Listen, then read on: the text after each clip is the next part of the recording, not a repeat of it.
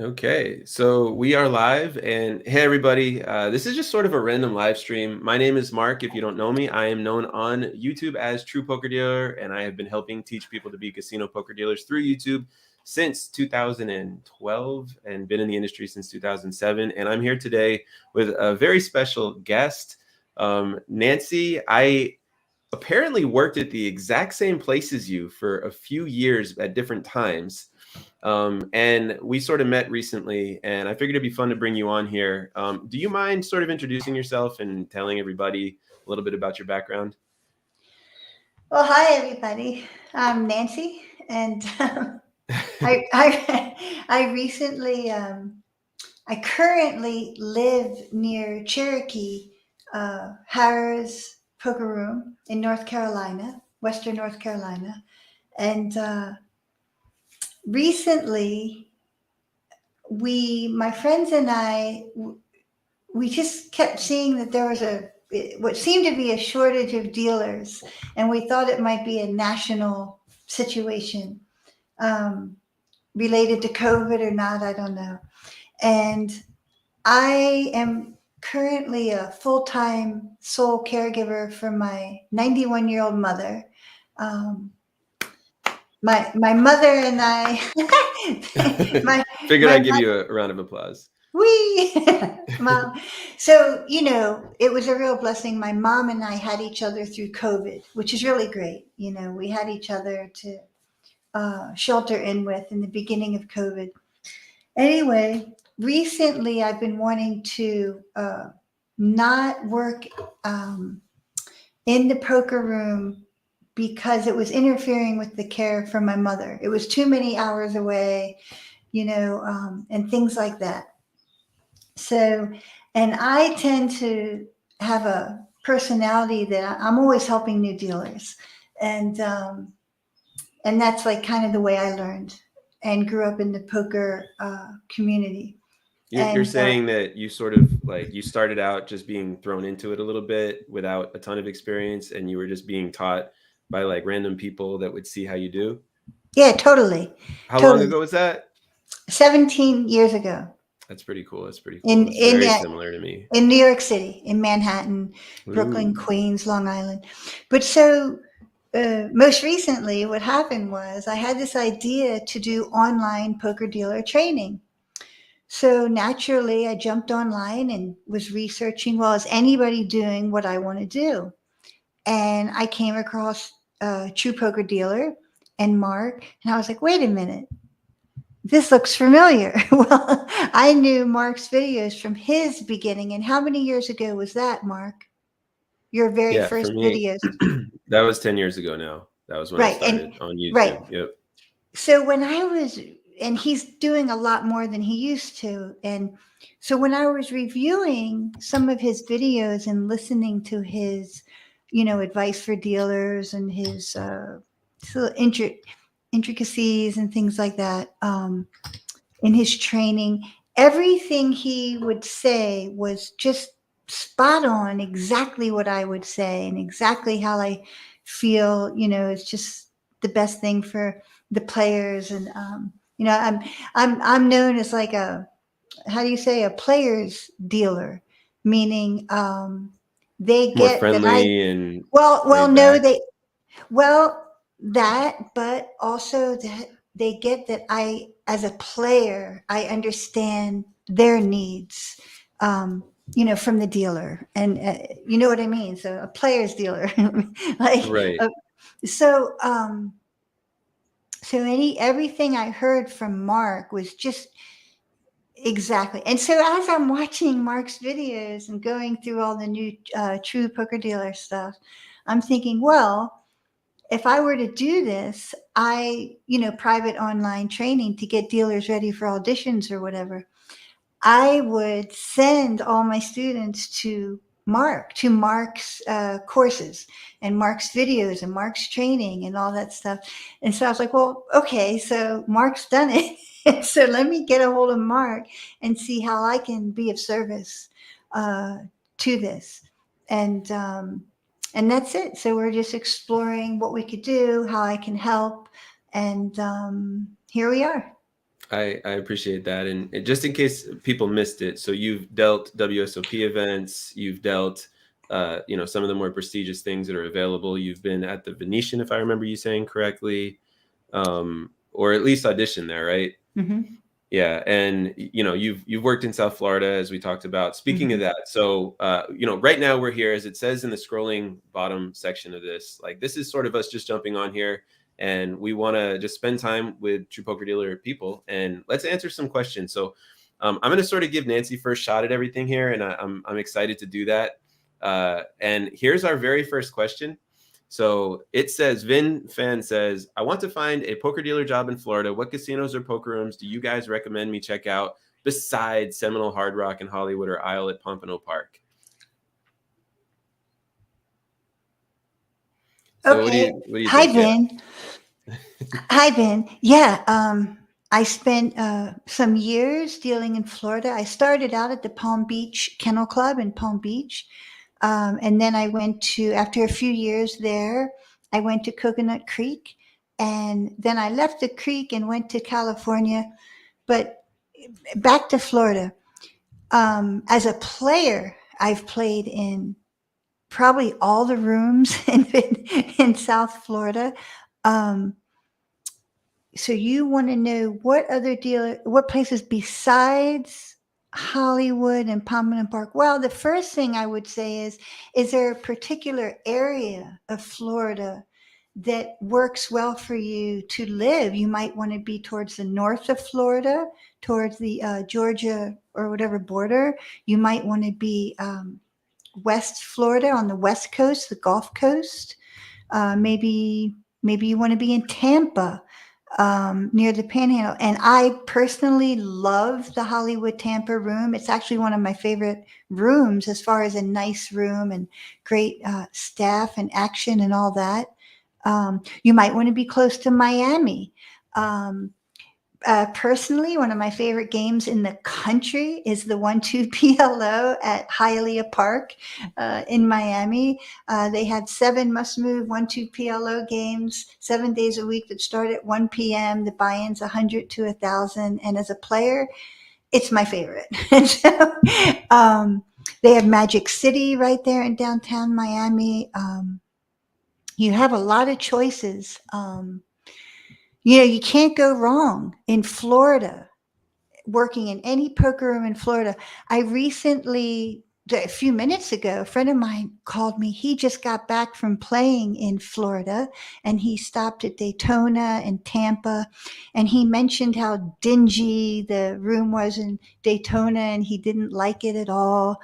And I mentioned to him that some years ago they opened a poker room in Orange City. I believe it's called Orange City. Is that right, Mark?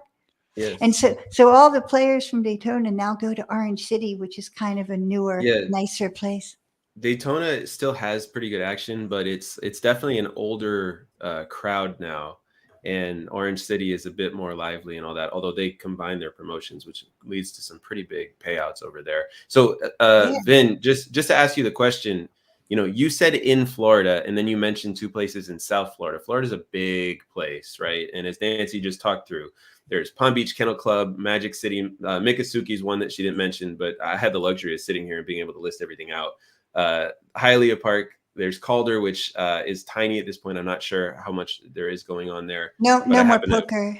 No poker room.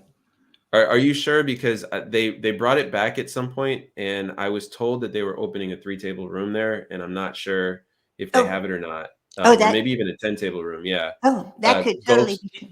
Gulfstream and Mardi Gras are down there too, but Florida's a big place, like Nancy said. So there's Tampa, there's Daytona, there's Jacksonville, which has one of the biggest rooms in the state. Mm-hmm. So, what area are you looking for, and what are you looking for your experience to be like there? And also, I guess my real question is, why did you rule out the Isle? I've heard nothing but good things from the dealers at the Isle recently about the experience there.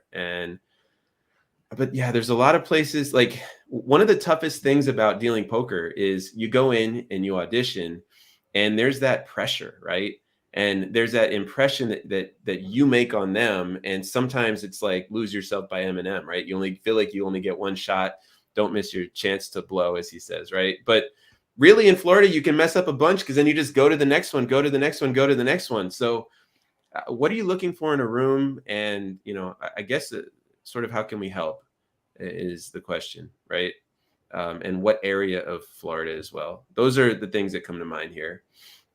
But I appreciate that question very much. Did you have anything else you wanted to add there, Nancy? No. No? Cool. I like listening to that a lot. All right, Jacob Dalton. I've had the pleasure of sitting at Nancy's table before.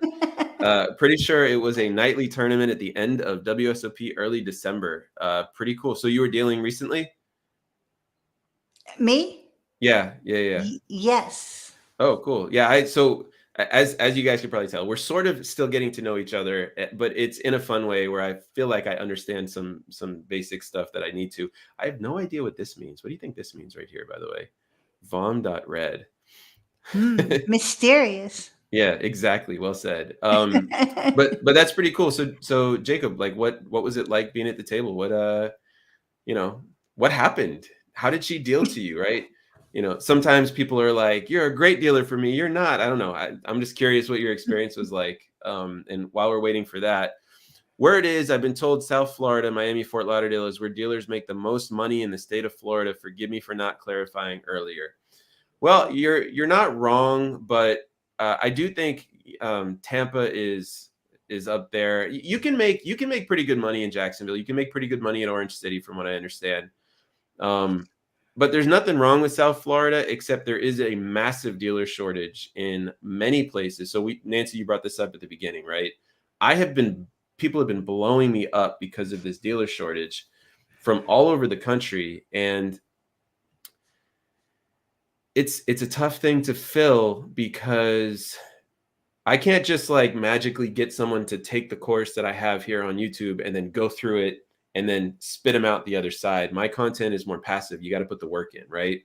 That being said, them asking me for dealers all the time is a thing that's happening. And so I love the thing that you reached out to me for in the first place, Nancy. And I love the fact that you talked about that, being in North Carolina is where the buzz was most recently, you were saying about the shortage. Yeah, there's a lot of opportunity out there, more so than there has been in a very long time in this industry, because a lot of people moved on when poker rooms closed, right? A lot of the dealers moved on and a lot of people have moved to Texas. So because people are moving to Texas where the new money is and the new situation is, and there's already a shortage, it just creates this crazy situation in places like Florida.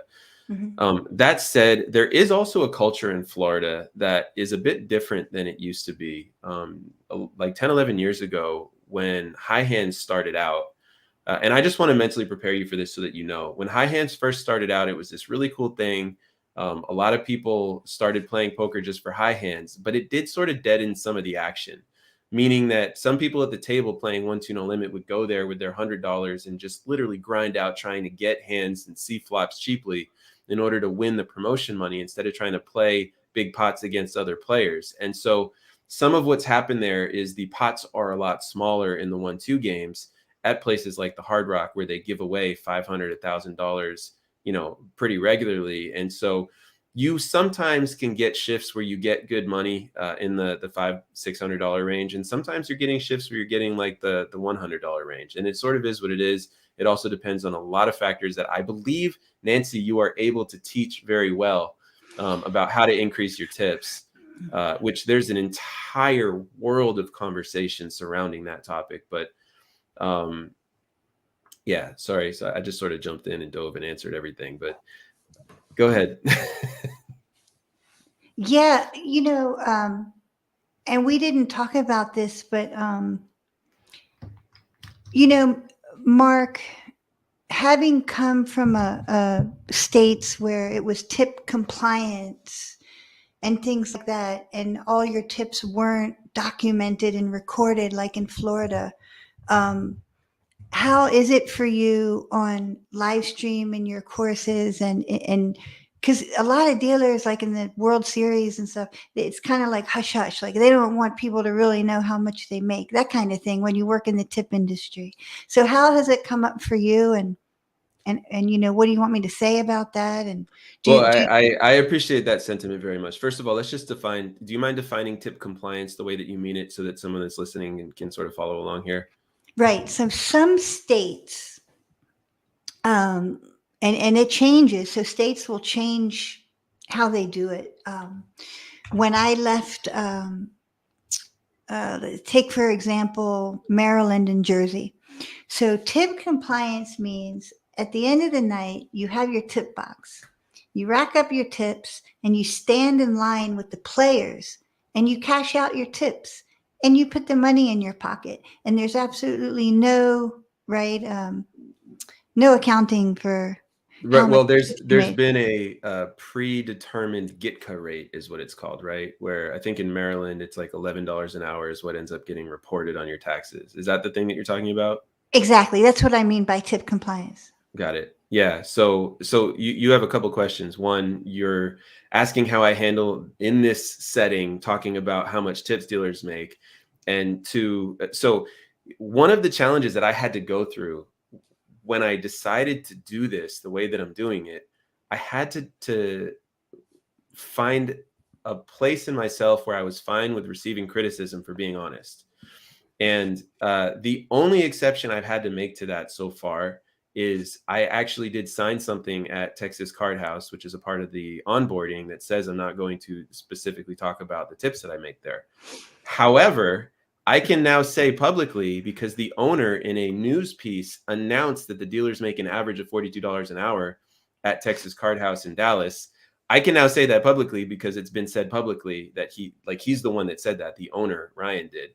But before that, I haven't been able to speak about that at all. However, I advertise regularly on this channel that dealers can make $25 to $40 an hour. And I am comfortable talking about the money that I've made at the Hard Rock in Hollywood, for instance, and some of the other places I've been, because I haven't signed anything with them and I'm not worried about that. There's the fear that dealers generally have that if we talk about how much money we get tipped, that the tips are going to go down because people who are playing are going to be jealous or feel a certain way when they tip. But what really the truth is, in my opinion, like tips are more about the person tipping than about the person receiving it. And it has more to do with the person tipping and the way that they feel. And a lot of people are smart enough to realize that tipping a moderate amount is going to protect the quality of dealer. Because if the tips go away, then the dealers find other things to do. If it's not in the $25 to $40 an hour range, then there's a consequence to the players. If they go around and spread negativity about the amount that gets tipped, then the dealers don't show up that are as high quality, because then you have to find people who are more willing to do the job. It just sort of is what it is. It's a really interesting conversation. But my answer is I'm honest about how much I make as long as I'm allowed to be. Okay. Yeah, it's a very interesting conversation. And we could talk this whole thing about it. I mean, there's so many factors about, for example, when we talk about hourly, I'll give you an example. Say you're dealing a World Series of poker tournament and you're getting what we call a down rate. And so that's by the end of the event, by the end of, say, a 10-day circuit event, they average everything out from all the little tournaments, all the big tournaments, all the tips, all the what's taken out. And there's a down rate, which is for each half hour that you deal a tournament, each push. Now, it's been averaging lately, for example, $20 and up, and that's for a half hour.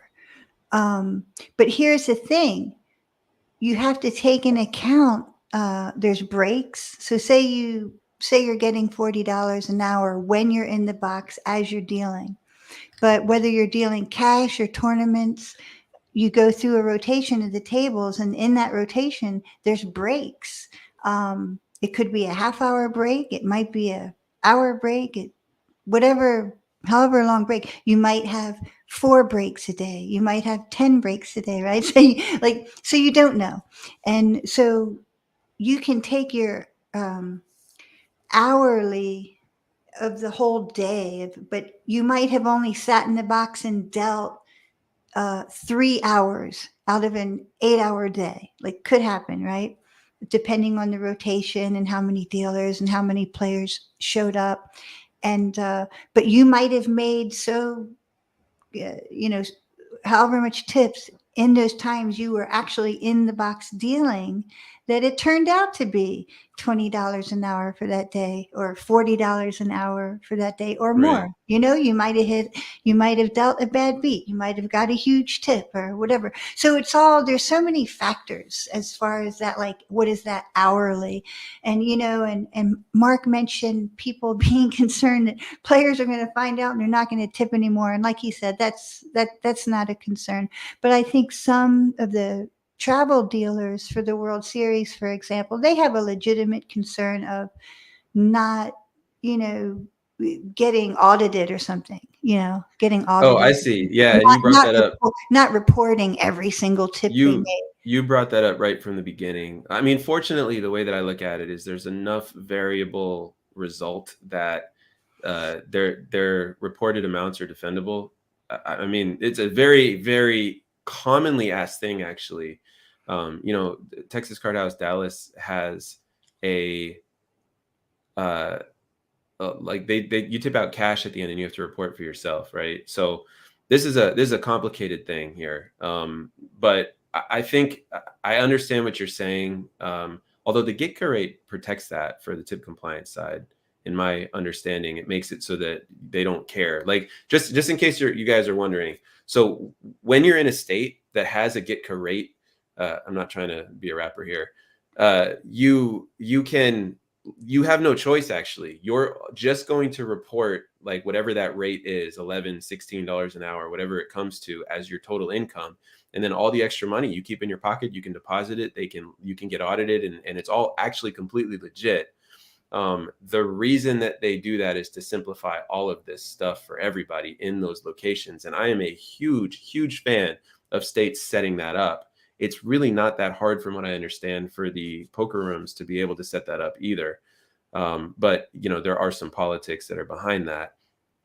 But that being said, uh, you know, that's not the situation that exists everywhere. And so those places are good, though. But it also makes it harder to do things like buy a house, right? Like if you have $11 an hour as your amount that you're proving for your taxes, and then you try to get a mortgage, that does make it challenging. So you get more money and pay less in taxes, but you also have the negatives of not being able to use societal America in order to be able to make purchases and have access to capital. It's a very interesting trade-off. But you know, to answer this original question about like where people make the most money in Florida, I actually think Florida as a whole is pretty solid. Yeah. And all the Florida dealers, they all own houses. So that's a good point. Right. That's also true. Okay, so next one, back to Vin Fan. The microsecond Dallas clears up its political situation with pulling the Dallas poker permit, I was strongly considering following Mark all the way out to Texas Card House Dallas. It is a very desirable room out here. Do you have any familiarity with Texas poker? Me? Yes. Yeah. No, just from watching it online blow up. I work. His name is Vince, and he was at the Horseshoe years ago, and he was one of the first ones to be the GM of one of the first Texas rooms. Do you know who Oh, I'm talking cool. about? You said that you worked with someone in Horseshoe. It cut out for a second, at least on my end, and his Do you name know is who? Vince. Yeah, I think No, so. Do you know who I'm I don't talking think about? so. I don't think Um, so, but I might. But no, but I try to keep a low profile in Texas. It's a little bit complicated just because I'm friendly with the GM and TCH Dallas, and people ask me for stuff that I have to say no to in competition with them. But so I've just been watching it like grow from the very first one, watching it online, and I knew what was her name from oh gosh, what is that Texas Austin? Okay, Austin, Texas. So what is her name? The dealer who passed away not long ago. wow, I don't know this story at all. I can't remember her name. Just a few years. Wait, hold on. I have to call you out for your yeah. So when I broke into the casino industry, I would be dealing Pai Gow poker in table games, and every single time they would get like lop lop, or a hand with with no weight to it. I would hear them, ah, yeah, every single time, or something like that. It was really funny. Okay. So back to what you were saying. So you said there's a dealer that passed away in Austin. She was a writer. She had a bunch of tattoos. Her name escapes me. And she was on the travel circuit for a minute, but she was really a Texas cardroom Austin dealer. Danny Fisher, Danny, that's it. Sherlock, That's it. It's Danny. card Yeah. player colonist. Oh, that's sad. Yeah. Yeah, I don't know anything about this story. Yeah. But that's, I don't know, that's just some of the little bit I know from Texas card rooms. I think of Gotcha. Danny. Well, I'm under the impression that didn't have anything to do with being in Texas, right? That her illness? Yeah, No, yeah. Well, I didn't know if like something happened and there was a story behind it where she was a victim no, of something or something no, like that. no, Yeah, no, okay, no, gotcha. no, no, no, no. I gotcha. But yeah, and just in case anyone is curious, Nancy is incredibly well connected in the poker world in a lot of different ways, and I've found that out little by little as I've gotten to know you recently, and it's been sort of fun understanding that there's a social side to this whole industry that people who are I want to say you have to be a combination of like a good person but also able to have certain types of interactions that people don't put you in a box that's the wrong box to be put in. And I'm not great at that stuff, if I'm being honest. I try to like stay out of certain types of personal relationships, but you seem to flow really nicely with just about everybody in the industry from the way that I'm like picking you up here. Can you talk about some of your relationships with people that you've met and like where you're connected? Well, I have a great story for Vin. Is I started out. Mark knows this, but my poker beginnings. So I started in New York City underground about 2004 or 2005. So I'm kind of a baby compared to some, you know. Um, anyway, and then I left New York in 2015, and I found myself in Atlantic City because a friend of mine had purchased a home, and she just basically wanted a roommate to be in her like house that she had just bought for a minute. And I was like trying to get to Florida or something, whatever it was. And so I was in Atlantic City, and there was a circuit event, and they needed dealers at Harrah's for this circuit event. And there was a woman, this great lady. I'll say her name. I'm sure she doesn't mind, but her name is Barbara Rogers, and she's from Card Player Magazine.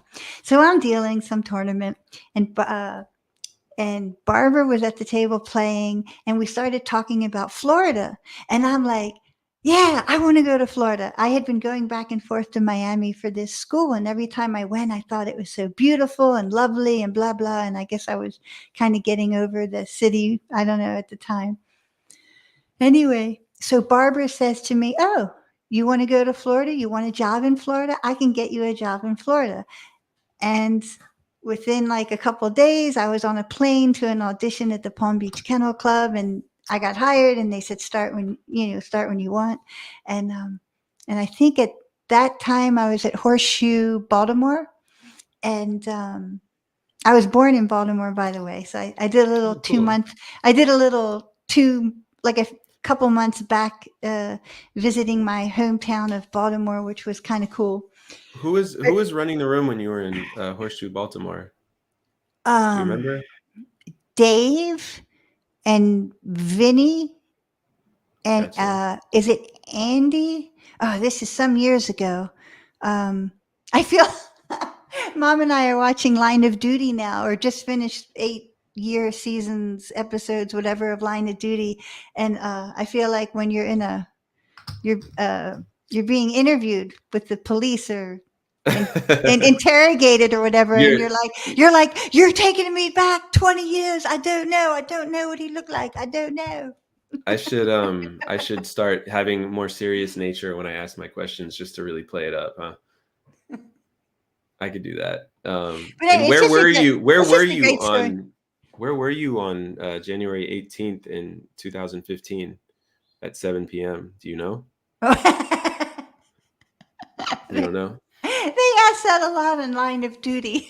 Right. So, Yeah. but I just think it's a great story for Ben. I love that story that I'm dealing a circuit event and someone from Card Player magazine is at the table and says, "Oh, you want to go to Florida? I can get you a job." She sends an email. I get an audition. And So, and to that point, so I made the comment that like those types of little flowy interactions that can lead to really cool stuff, and you just build all these relationships. That's something that I've sort of avoided, but that's also because I've spent most of my time as like a shift manager, supervisor, and when you start doing that stuff, there's weird expectations that people have about the way that you're going to give them favoritism, and I'm not sure that I'm right about that all the time, but I've avoided it because of it. That being said, there's a lot of like connection that I've built with people in the poker world through Truepokerdealer for sure, and just through knowing people. But that's a great example of the type of thing that can happen by working with in a job where you have constant interaction with a lot of people, right? Like as someone that works in a casino, you've got, or as a poker dealer or a poker supervisor, you got people on the table. You never know what's going to happen. You never know who you're going to meet. You've got people in the break room that you're working with in different departments. Like there's so many people that you have these little micro interactions with all the time. Just to jump back to what Vin said here, Dallas, if Dallas ever, or if Texas ever really truly puts regulation that makes poker completely okay without any chaos, I will say Dallas and Texas in general is a fantastic place to be a poker dealer. There's no question about it. Even as it is, if you're not scared to have to leave and find something else to do in another state, it's still a good place to come out to. But it is a little bit scary that you don't know what's going to happen. Although I don't think anything's happening in the next like 6 to 8 months personally, but that's just my own personal belief on it. But I appreciate you sharing that story and giving some insight into like the amazingness that can happen with just getting to know people on this little pleasant level that you just described. We're going to jump to the next one. Jacob Dalton said she did a fine job. This is in reference to what you said earlier, where you actually had Nancy deal to you in a WSOP late night or nighttime tournament. She did a fine job. I had just finished WSOP as a red badge. I don't know what that terminology is actually. I'm guessing I have some insight. So I was able to play after the series ended. I hopped in my last night at the casino and she was one of my dealers. Pretty sure I busted. Well, that's unfortunate part, but what does red badge mean? Is that WSOP terminology? well, for example, I guess he's just making the distinction between if you're a contract, you know, uh, a dealer for the series that a staffing service like Top Shelf brings in for the event. But then when the event's over, you're done dealing for them. When you turn in your badge, you're able to play. You're Oh, I able to play gotcha. as opposed to being a house dealer. But at Cherokee, they have done away with that recently. And If you work there, you work there, period. yeah, they don't have any more where you can play before the event starts when you hit town, turn in your badge and then play. I mean, because that's what they all used to do. Um, and we can't do that anymore. So now if you get hired to deal a circuit event, like for Top Shelf Poker at Cherokee Harrah's, for example, you're you're an employee, you're a W-2 paid employee, and you cannot play anything at the casino uh, for Do you during know that how time. long? Uh, 2 years. oh, they make you wait 2 years before you can play? Wow. Well, or you could resign. I see. I If see. you resign, and then So you if can someone play. wanted to be ridiculous, they could resign and then try to get hired again and resign and try to get hired again. But then they're just not going to want to deal with that person anyway or something like that, right? Yeah, and I think they do have a stipulation about that. So I don't. Yeah, Gotcha. it's kind of a bummer. They lost a lot of travel dealers because of it. Because they just thought it would be too difficult for them having to pay their travel and their rooms and this and that to not be 1099. So they lost a lot of dealers. Interesting. Let's see. Well, I definitely appreciate that insight. Steven says it's good to finally catch a live stream again, or catch a stream again. Appreciate you being here for sure. Jimmy says, are there any poker rooms offering paid training at the moment? Yes, free. They pay you. They pay you. Oh, you mean, is that what you mean? They pay you 10 something an hour to take the poker training class at Cherokee Harris. I know Oh, that. look at that. It says that right here too. That's right. So this was confusing when I first read it, but coincidentally, you happen to have direct experience in that exact poker room, and so you can give this exact answer context. Harris Cherokee in North Carolina, $10 an hour that you receive Yeah. while you go through training. That's Yeah. pretty amazing. I believe it's 7 weeks, and the lady doing it, Bridget, she seems to be doing very well. I love how the dealers are coming down. A lot of them have really good form. A lot of them have really good interaction. And, they're brand new, so they're a bit slow, but that's understandable. And I always advise them that's good. Start out slow. Start out slow. Let the speed come in time because you don't want to make mistakes when you're messing with people's money, right? Well, yeah, I mean, there's so much to dealing like it's pretty mind-blowing actually how simple it can look and how complicated it can be if you're truly starting out from scratch. um, so there are a lot of other places that are doing training right now. I feel like if you live in an area that has poker rooms, you should be able to reach out to one of those poker rooms and sort of put out the feeler question like, hey, can I talk to a supervisor? You don't have to explain yourself when you call them. Just say, can I talk to a supervisor? You talk to the supervisor. You say, I'm super interested in learning how to deal poker. Is there anything in the area that can help me learn? Um, Sometimes they'll withhold potential competitors information, right? Like if there's another casino in the area that's trying to do the training, they might not say that. But uh, if they're doing training or if there are schools around or anything like that, then they can basically help you there. I mean, also my training on this very channel, you can get a course for $50 a month that gives you literally all the information that you need in order to be able to do this. You just have to put the work in yourself. And Jimmy, and this is what I was always, I'll give you an example. I would be working in a poker room and that had these 7 week training things, and say there's like this young brush guy who I thought, that I knew and I thought would be a great dealer. And I would say to him, I'd be like, are you interested in dealing? And I always say, the first thing I always say to these people is, you do not need, it's great, go do a 7 week training. But if you don't want to do a full time 7 week training and you want to just become a really good dealer really quick, you can do it. Like, because that's how I did it. Just people in person, just showing me, sitting in a poker room at a table that's empty, and we'd say, hey, are there any cards we can use to practice? Are there any chips we can use to practice? I'm like, so that's kind of how I learned. And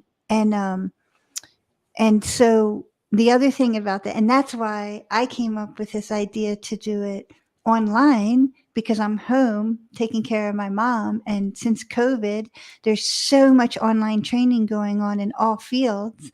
And that led me to Mark. And but so that's the whole point, is that, yeah, you can go to, if they have one of these training things, you can certainly do it. But I'm a big proponent of, you don't need it if you don't want to do it, and that you can simply learn like through online training, or just grab someone at home in your neighborhood that can maybe help you. So, look, the thing that you said is dead on. One of the reasons I'm able to have this course on this YouTube channel the way that I have it is because you don't need an official certification in order to get into this industry. All you need is to prove that you can do the job. That's it. Now, one of the things that you and I have been discussing, because my time has been somewhat limited, I haven't been able to do as many one-on-ones as normal. And that's something that you talked about being able to help with, where you would have a poker table available to you to show somebody and sort of do the one-on-one auditions that typically last about maybe an hour and 15 to 30 minutes, where somebody, reaches out to True Poker Dealer and then ends up getting to do a one-on-one that is recorded, that they get to watch the video of later, and they get to basically, someone mentioned to me recently that they used to be a dealer and they thought they could just jump in the box after 5 or 6 years, audition and pass it no problem, like riding a bike. it is like that for some people, but usually you need to really refresh yourself a bit. And so they reached out to me asking like, hey, can I get a little bit of help? It's the perfect example of what I'm talking about here. So you go in there, just everything that you do, like Nancy, or if I'm the one doing it, just you get those corrections and then you go back, watch the tape. And you have a copy of that for life now. You can even use that as a part of your audition. Sometimes poker rooms will hire off of a video. And those videos are very valuable too. But you go in and you just make those corrections one at a time. And, so there's more availability now for me with Nancy's help to be able to give people one-on-one training here. And to your point, Nancy, it can be hard sometimes to find somebody to give you that like teaching, which is why I sort of just like put the content out there and charge people a small amount so it doesn't feel like $1,000 to $1,200 like a lot of the schools do, right? But at the same time, it's also overwhelming to think about learning all this stuff on your own without having a human that can really give you feedback, which is why I've been historically offering the one-on-ones and why you have a huge value to somebody like me offering to put time into something like that on like a calendar schedule. Yeah, and it just really quickly on the one-on-one thing, I recently had the experience over COVID. You can see behind me the guitars, and I have an interface and mic and all. I have been a musician songwriter my whole life, and I never ever learned home studio recording or working with a digital workstation. We call it a DAW. Music people, we call it DAW, like Pro Cool. Tools, Logic, Studio One, Cubase, Ableton. There's now like a million of them, right? And so over COVID, I started learning. And so first thing I did was, with the COVID money or whatever, when I was taking care of mom, I was like, wow, I like all this money. And I started ordering all this like fancy home recording equipment. It is kind of funny that no one asked me about the power of my laptop at the time. So I wound up getting a whole nother setup. That's a whole story. But the point is, the way I learn, I'll give you an example. One of the teachers from one of my songwriting things, he's like, yeah, if you're going to learn this music software program, he's like, yes, I go to sleep every night in bed with the manual. Like, this is this guy's advice, and he's supposed to be teaching me how to use Ableton Live. Like, what is this guy talking to? So, like, no, I'm not a manual person, especially. I mean, hey, if I have to put together like a bed frame or whatever, or put a microwave, whatever, like, yeah, I'll do the manual. But like, hello, 1,000-page manual where like there's so many little things to learn with a home recording software, whatever. So Well, anyway, not to contradict you too much, but I actually do have a poker dealing manual now that you can print out and put under your pillow, and when you lay on it, it just goes into your brain. I made one of those. yeah, well, Um, that one works. Most people don't want to pay for it though because it's incredibly expensive. But But so the point is, I wound up with this. I wound up using Studio One, so that's how I record music at home now. Studio One. I was blessed with a guy. I had one-on-one Skype training, an hour a week. There's nothing for me personally. I need that like one-on-one focus where like he's saying me, okay, you click on this and then you click on that and then you click on this, because it's really intricate, and so anyway, and very quickly, because I had this guy in this one-on-one training, I was recording songs very quickly that I was getting feedback that they were like radio ready quality. I mean, it's phenomenal. But if I had to struggle through some, webinar where you're not one-on-one with someone, or um, having to review these videos over and over again, or read 1,000-page manual, I still wouldn't have recorded a note. You know what I mean? So for me, it's so valuable. And that's why I really had this idea that for poker training, that one-on-one could be so valuable.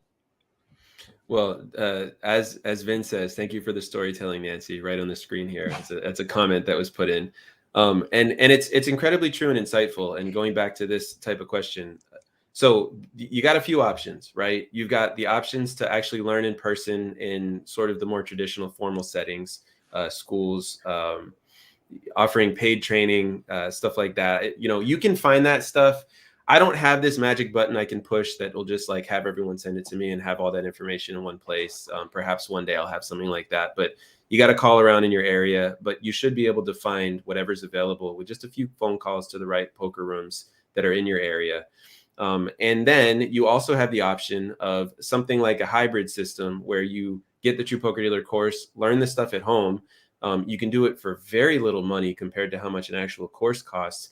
And you have access to learn one-on-one and get yourself to the point where you can pass an audition. And one of the interesting things about this industry that sort of blows me away and is very different than other industries in my experience is when you audition for like something in general, like whether it's an acting job, or I mean, I'm not saying I have experience with this, but at least what I think is when you audition for that job, you get the job, then you do the job and you're good at the job and they've established that you're good at the job. But as a poker dealer, you take the course, you get yourself up to par, you do like whatever learning you do. Maybe there's a one-on-one with somebody like Nancy or myself. Then you pass the audition, but that's when you really start getting good at the job. You're not good at it yet. It takes about 6 months. So then maybe you do more one-on-ones. And the story that you just told about having to learn to record music properly, having a good mentor is incredibly important. You can learn the wrong information and train yourself on the wrong information pretty easily. And, you know, one thing about my course, I set it up in a way where it's more hands-off for me.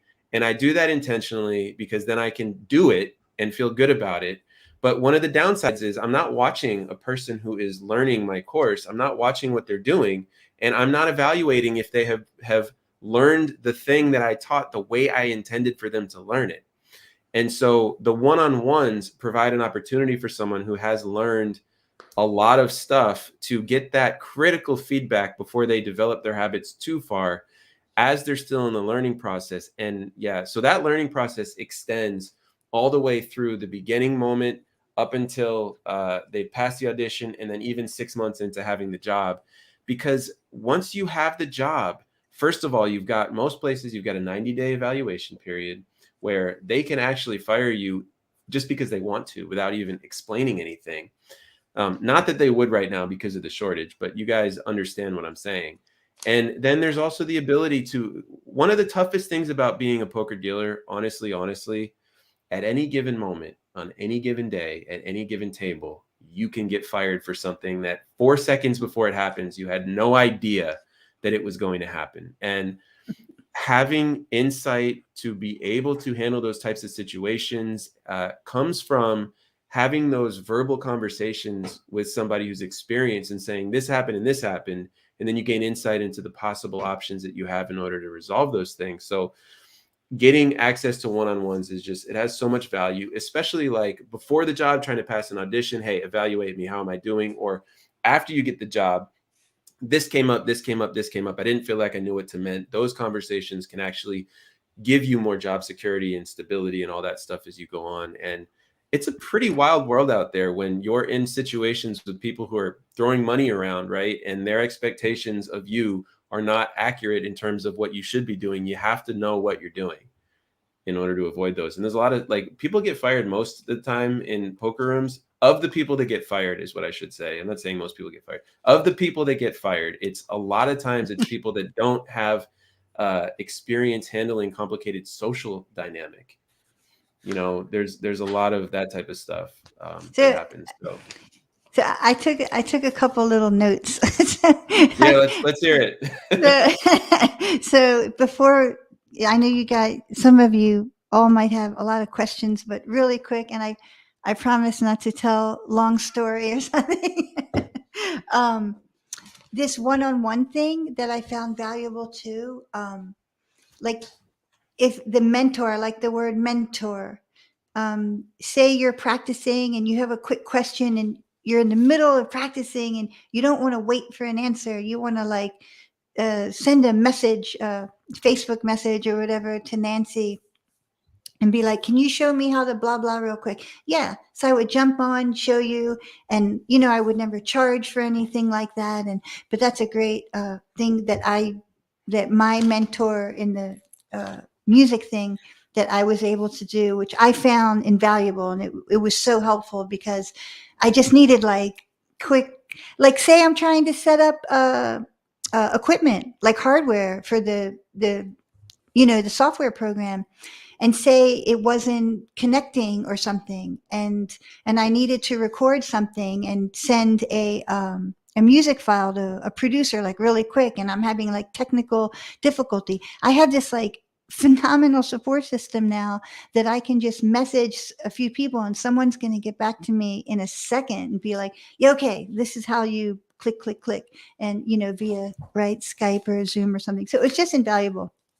And Mark and I want to be able to offer that to everyone. And well, part of the goal of the True Poker Dealer channel is to provide a place for people to go in order to get these types of insights and mentorship. It's literally what it is. I get emails all the time from people, and I've done so many of these one-on-one sessions as well. I'm happy to be able to help people. One of the coolest things is having person after person, day after day, hit me up in different ways in the chat, in my live stream, telling people that know me all this stuff that I've helped them get a job, that they went from bad situation in life to good situation in life. And it's really cool being able to be a part of all that stuff. And it's a really good job. In the past few months, I'm sitting around the Cherokee poker room, and I would just say to people, this is unbelievable. It's a really good job, and there's so many openings. But anyway, it is a really good job. I mean, there's so many ththings that are brutal. Yeah, go ahead. I want to say real quick that as far as the interview, I did a phone interview. My first time I went to the World Series in Vegas, the main World Series in the summer, when it was in the summer before COVID in Vegas. I did a phone interview. So I just want to say that that's sometimes a thing where you can do a phone interview and they just kind of ask you poker questions and then, okay. Well, hold on. I've actually never heard of that. That's really cool. Things Yeah. that I've heard of in order to get jobs that are outside the box instead of doing an audition in person, which for years was the only way to do it. Now I've heard phone interview, which is cool. Video audition where you send them a video. I've had multiple people tell me that the poker room requested a video of them dealing. That's the only way for them to get a job. Yeah, which is really interesting. And that's part of what it is. And I actually think there's a way to build something that just makes that whole thing easier for everybody. Because if you see a video of somebody dealing, that you don't really need to audition them anymore, right? You see a video of them dealing, that is an audition. You now have seen what they do. There's a room I've done consulting with recently where they have been recording the auditions, and boy, does that make it easier for them to evaluate, right? Sometimes you're on the fence about somebody. If you can go back and watch it again, you get everything you need 100% of the time. And you can also offer the person very critical, helpful feedback if you're willing to share that, Yeah, and this video thing is across fields, that's happening now. And then I wrote down really quick, I want to say, when Mark talked about that in your first months of being a new dealer, there's things you can learn, and it just blows my mind that I'll watch certain dealers and it'll cross my mind do they hate money? Because they're dealing in a way, or they're talking to the players in a way that they're not going to get tipped as much. And let me tell you, the disparity of how much some dealers make over other dealers is huge. I mean, you work in the same room, dealing to the same tables, doing the same thing, or the same 10-day circuit event or whatever. And one dealer might make, this much money, and then another dealer might make this much money. So yeah, it's totally a thing. And Mark and I talk about that, and you can just make a lot more money. That dealer that's there that is doing things that is off-putting to the players, then you're just do they hate money? it's really cool sometimes seeing them on their journey improve and like look back and be like, oh, like just the way that you communicate, the way that you deliver information, the way that you enforce rules, the way that you uh, create these little micro interactions with the players and the opportunities that you have there, the like the way that a person might bring their day into the table in some negative way, or the anticipation that a female dealer might have about what somebody means when they're just sort of having conversation with them. And I say that because female dealers have to deal with a lot more sort of like getting hit on and all that type of stuff all the time. And uh, there's a defensiveness that can be built, all that, you know. And sometimes I'll look at just so many different situations where it's just like, oh, maybe you do hate money, but really what you're saying is a joke where the person is new to the type of social interactions that are involved in those settings. I've never thought that, and I would never think that about a new dealer, someone who's obviously just Oh, new and you're saying just even the getting. experienced ones. Yeah, that makes I'm sense. talking about the ones who have been doing it a while, right? And just they're just. I've known dealers who had been dealing, say, 20 plus years, and they're still the worst dealers in the All right, so world. let's actually talk about this now. Can you give some examples of things that you've seen people do where they appear to hate money? Oh, I don't know. Not paying attention to the action, watching the football game instead of where the action is.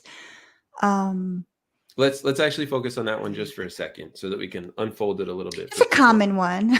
Yeah. So, well, and you know, there's a lot to do that's these little details as a poker dealer. And the the thing that Nancy understands that this other dealer might not understand is that the people that are at the poker table are playing poker, right? And I say that, and I know that it seems silly, but a poker dealer who has never really been a poker player will sometimes not make that connection that the thing that's important to the person who they're servicing at the table is that the game of poker is being run pristinely, and that there's not booby traps that are being built into this whole thing.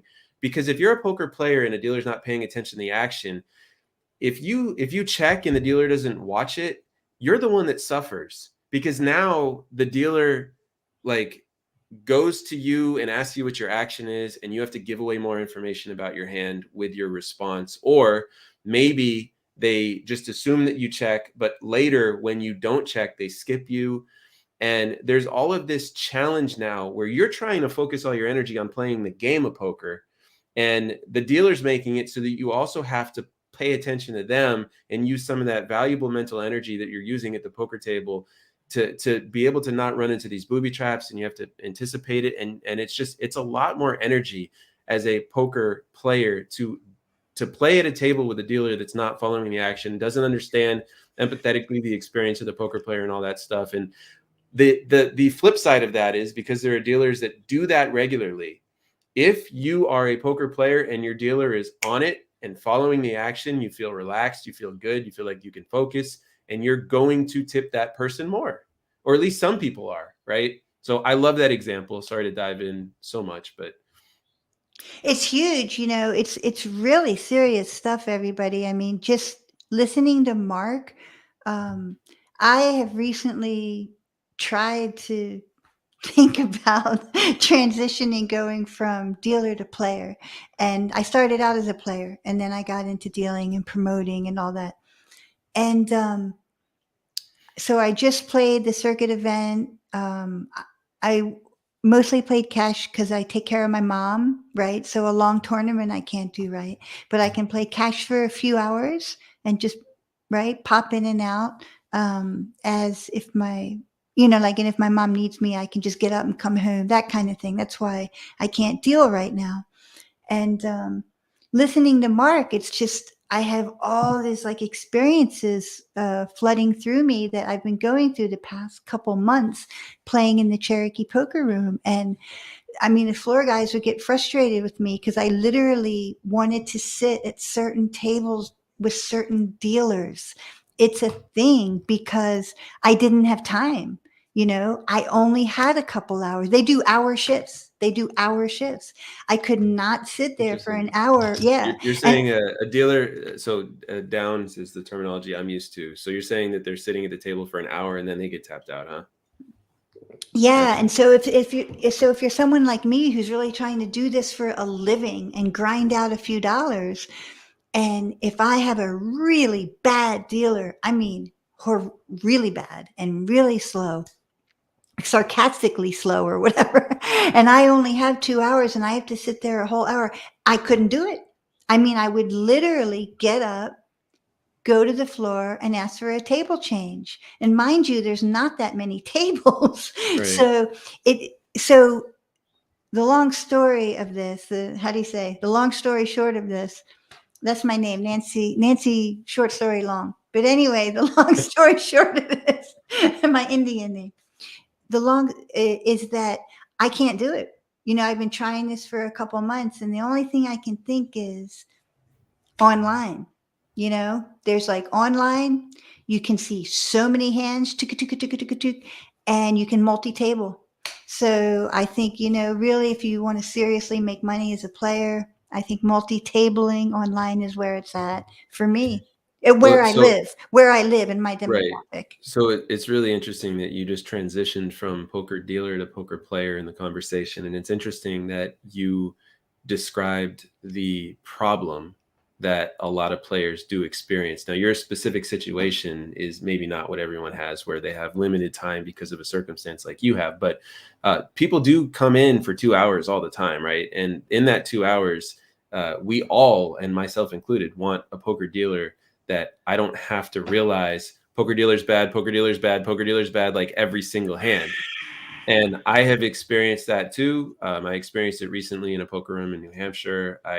It's like, it is what it is. It's unfortunate when it happens. And I don't really, like, as true poker dealer here, I don't really know what I should be thinking, right? Like, part of me is like, I want to help this person and make them better. But at the same time, it's like, they work for somebody already, and the poker room doesn't have a higher standard than that particular dealer. And that's a very complicated thing. You know, I've been a shift manager and supervisor more than I've actually been a poker dealer. And I had an incredibly high expectation, and I had a lot of people that sort of respected slash got annoyed with the seriousness to which I participated in making sure that people were up to par. But at the same time, like, that's one of the toughest burdens on a room. And so the simplest thing that we're saying here is, as a dealer, put it on yourself, right? Put it on yourself, get yourself improved, and find yourself a mentor and have things like one-on-ones with them in order to get up to par. I mean, and And you'll have a better time, and people will you make more appreciate. money. Yeah, Yeah, yeah, people will appreciate you. You'll experience so much gratitude from them, and you'll make more money. And this problem is across all fields, right? Not any field. I that's mean, true. in law, education, health, all fields, you have these people on staff where, and like Mark said, for me as a manager, as a supervisor, I wouldn't have it. It's hard to get rid of people in a lot of fields, like in, I guess with casinos and whatever. There's like the write up system and whatever. It's hard to like get rid of people who just are not offering anything to the team. They're not offering anything to the room. And it's like, how do you get rid of them? And I have no hard feelings about if there's somebody doing a job or a service and they're not doing it well, it's not for them. And I've been in so many situations in so many different fields where it's like the management, we feel sorry for this guy, blah, blah, blah. You don't feel sorry for them. There's something better for them out in the world. Like, trust me, like they're like, this dealing is not for everybody. You know, Well, you know, that is absolutely true. Yeah, there's so many different things that we could talk about with that. But yeah, I guess part of what you're saying too is, hey, Mark, if they suck, like, it's not on you to fix. Like, and I do agree with that. I want to get back to the comments for a second here, just so I can feel complete. Vin says, Mark, it wouldn't matter which Texas Card House branch I go to, right? It's not like the demographics of Dallas pay better than Austin, Houston, or Rio Grande Valley. Well, I mean, I haven't actually worked in the other locations. I haven't worked in Austin, Houston, or Rio Grande Valley. I have been to the room in Austin. It seems like the money there is great, just like the money in Dallas, but I don't know. I only say that because the games look similar, right? That's sort of all that I'm going on here without knowing. I haven't spent any time in Houston or RGV, which I don't know if we abbreviated that way, but I just did. So I would say all I can tell you for sure is that Dallas is a great place to be, except for the politics that are going on in the moment with the city. Steven says, well, there's time between leaving and coming back, 90 days, then 180 days, then 160 or 365 days before eligible for rehire at Cherokee. So that's going back to our conversation from about 30 minutes ago, which is my fault for taking so long to get here, where we were talking about how like they used to allow a dealer to put their finish their event dealing and then play at the end of it. And then just come back the next event that there is to work it again. And they've stopped doing that. And now this is the specific answer to that, which we appreciate. Bridget is great, 100%. That's referring to someone that you were talking about before, right? Yeah. Got it. Cool. Nick says, hi, Mark. Hi, Nancy. Hi, Nick. D1 Keys, been a while, man. Good to see you. I like the little keys logo. I haven't noticed that before. Saying hi, Mark. Hey, what's up? And also you're saying played my first table games this past week. Had a great time in Biloxi. So I remember at one point you were talking about working in table games. Is that what you mean? Did you deal table games recently? Curious if D1 Keys is still here to answer that. But awesome. Whichever one it is, definitely cool to have first moments in casinos in different ways. So Nancy, I sort of want to go back to what we were just talking about since we were able to get through these comments pretty quickly. Let's see. What is an example of something else that happens to a poker dealer when you're playing at the table that is just like, oh my God, this person is going to get $1 from me versus tipping more generously? And D1 Key says, I did not deal. You played. All right, cool. That's awesome. So another example? Yeah, like what's something else? It's funny because when you said that, I could just picture myself like, I do not even want to give this person $1. It's like, like that's how bad they are. It's like, okay. Well, and hold on, let's capture that for a second. That's so terrible. you're a poker dealer, right? And poker dealers do tip better in general than poker players because totally. We get it, right? Yeah. We understand. We also like to set the tone for everyone else as well and have that enthusiasm and stuff. And it actually works. If you're a poker dealer and you're playing poker and you tip more, the culture in the room gets positively impacted. It just is what it is, which is really a cool thing. But so that feeling, let's capture that feeling for a second, because that feeling is an important piece here. That feeling of wanting to give money to the dealer. So you can tip from a place of feeling like you have an obligation to, and you can tip from a place of genuinely wanting to, right? And when you have a bad dealer, you're doing it from a place of feeling obligated to, which means you're going to give the minimum, right? So, sorry, continue with your story. So what is something something else that creates that feeling for you? The bad feeling or good feeling? Let's do the bad feeling because we're trying to paint the picture right now of what the dealer who needs to improve is doing at the table. Well, say it's time to get a handout, right? The last hand is over, right?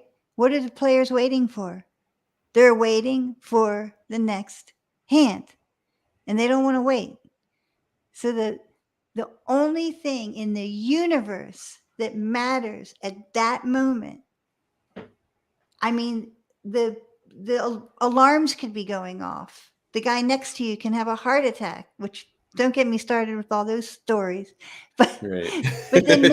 but the next thing that matters in life is getting the next handout. That's it. Floor person comes up behind you, wants you to drop the rake or something. Blah, blah, blah. No. Getting the next handout is the next thing. And it's like So what do they do? Like, what is it that you'll see somebody they don't doing? get the next handout. Right? You're No, no, no. sitting I know, I there, know. where's So my next my hand? my request though in this exact moment is to paint a clear picture of what's happening in that moment, right? Well, So I want the main one that happens all the time is they're fooling around with their box. So the hand ended. They muck the cards. There's maybe, say, a card shuffler, an automatic shuffler.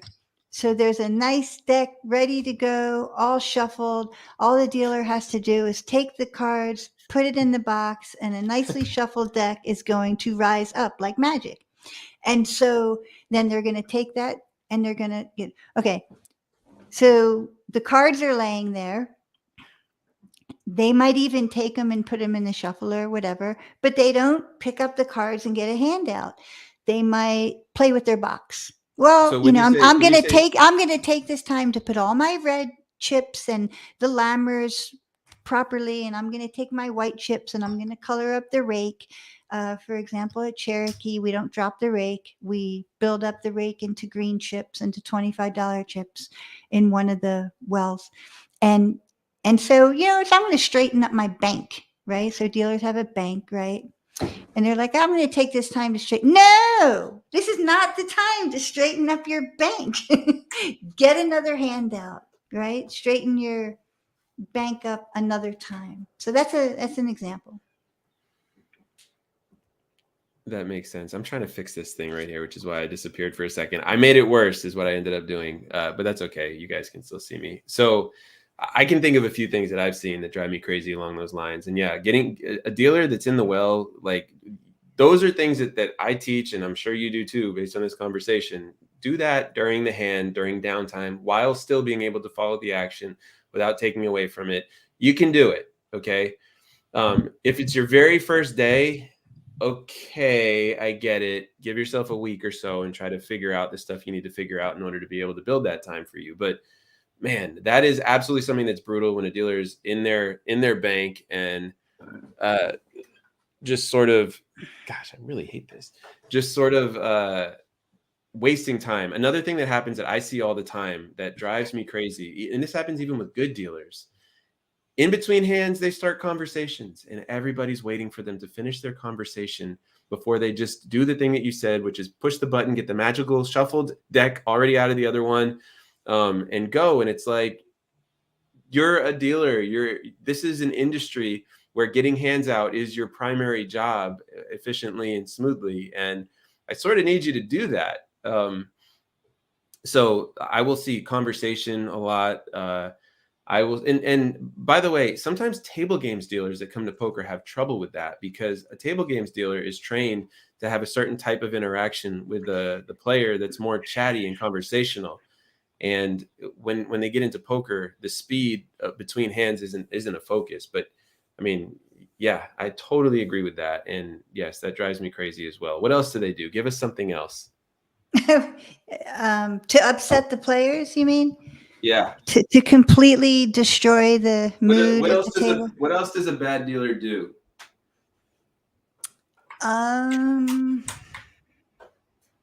I mean, there's so many things. I'm trying to think what pops in my head.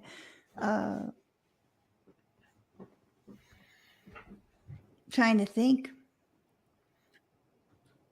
Let me help you Maybe here. how about like riff the shuffle 20 times?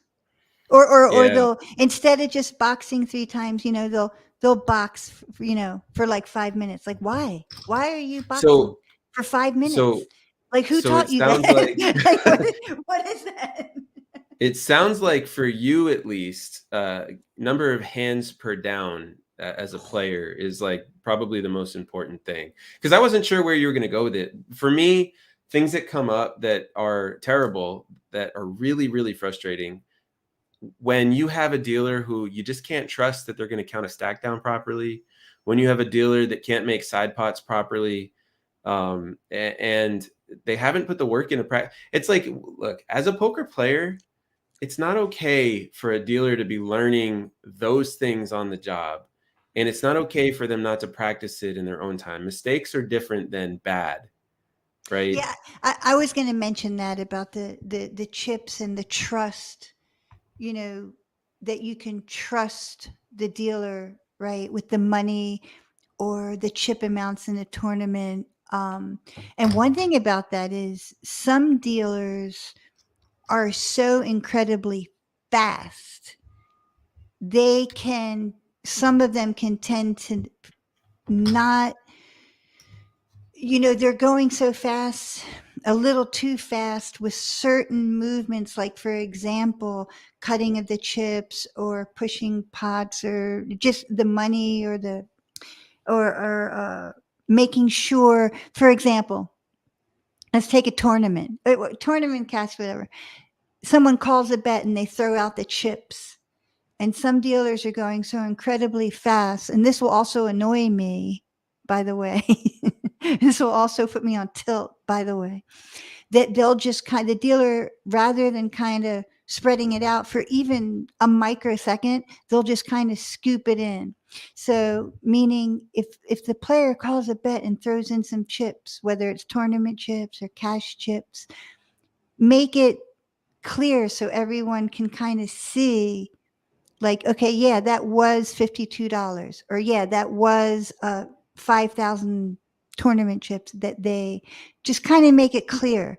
Not wasting any time or whatever, a micro fraction of a second, but rather than just scooping it in. So do break it down, break down the bet or the call, right?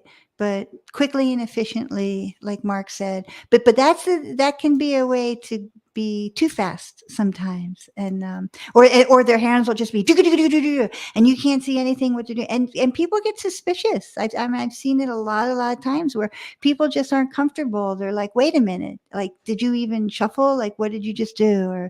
Or did you even check that stack? Like, what's going on? And so it's a little off-putting for me, even sometimes a little too fast.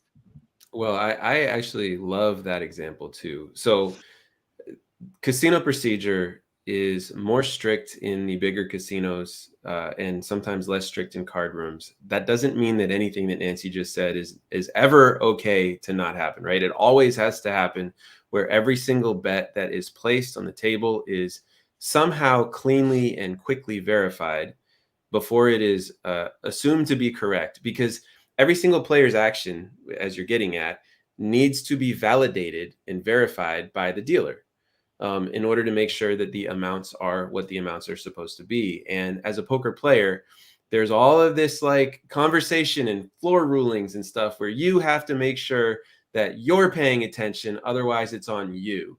But what if the dealer is not making it clear and not giving you that opportunity? And you know, I know dealers for sure that have this mentality that they deal faster than anybody and try to get as many hands out as they possibly can. And sometimes that includes at the expense of making mistakes. And that's not okay. I've literally followed dealers before where the players told me that they asked the dealer to slow down because they were making mistakes. And it's a real thing, right? Making mistakes is bad for everybody, yourself included. You do get more hands out. I understand that. But that feeling of like, this is, I mean, it's your job to do things correctly. So I'm wrestling with something in my head right now, actually, as I'm saying this. The thing that I'm wrestling with is that I don't know that there's a way to present this information cleanly, where if there's a fast dealer that gets more hands out in cash games that makes mistakes, I don't know that they'll actually make more money if they do it properly. That's something that bugs me as I'm thinking through this right now. They might actually make more money if they go too fast. And that's just up to the poker rooms to make sure that they're not making mistakes. But I mean, go ahead. I don't know. Now I'm thinking about a time that I was playing and I lost $5,000 because of a dealer mistake. I mean, maybe all players have been through it, but it was at the Taj. The dealer burned and turned, and I lost $5,000 because of it.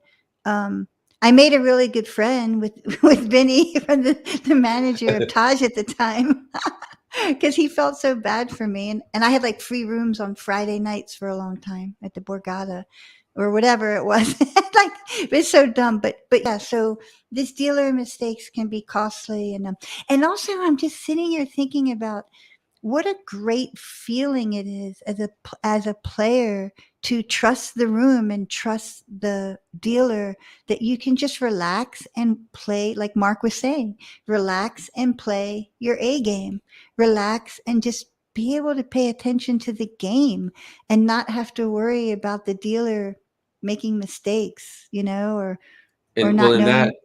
that's a very, very, very good point, right? If the dealer's not being clear in the things that they're doing, in verifying the bets, etc., in counting out the side pots and all that stuff, I mean, it takes this like terrified energy that as a player you have to bring to the table in those moments. And yeah, being able to relax as a poker player, there have been so many times when I have been at Texas Card House over the last year as a dealer where the players say, when I jump in the box and deal, the game becomes poker again sometimes.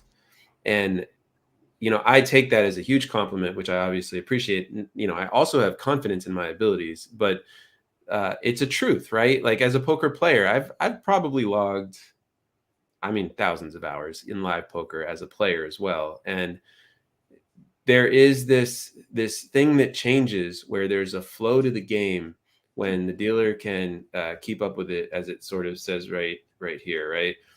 Jacob says if your dealer is good, they're fast as the players, and there'll be plenty of downtime for micromanaging, um, like waiting on them. Yeah.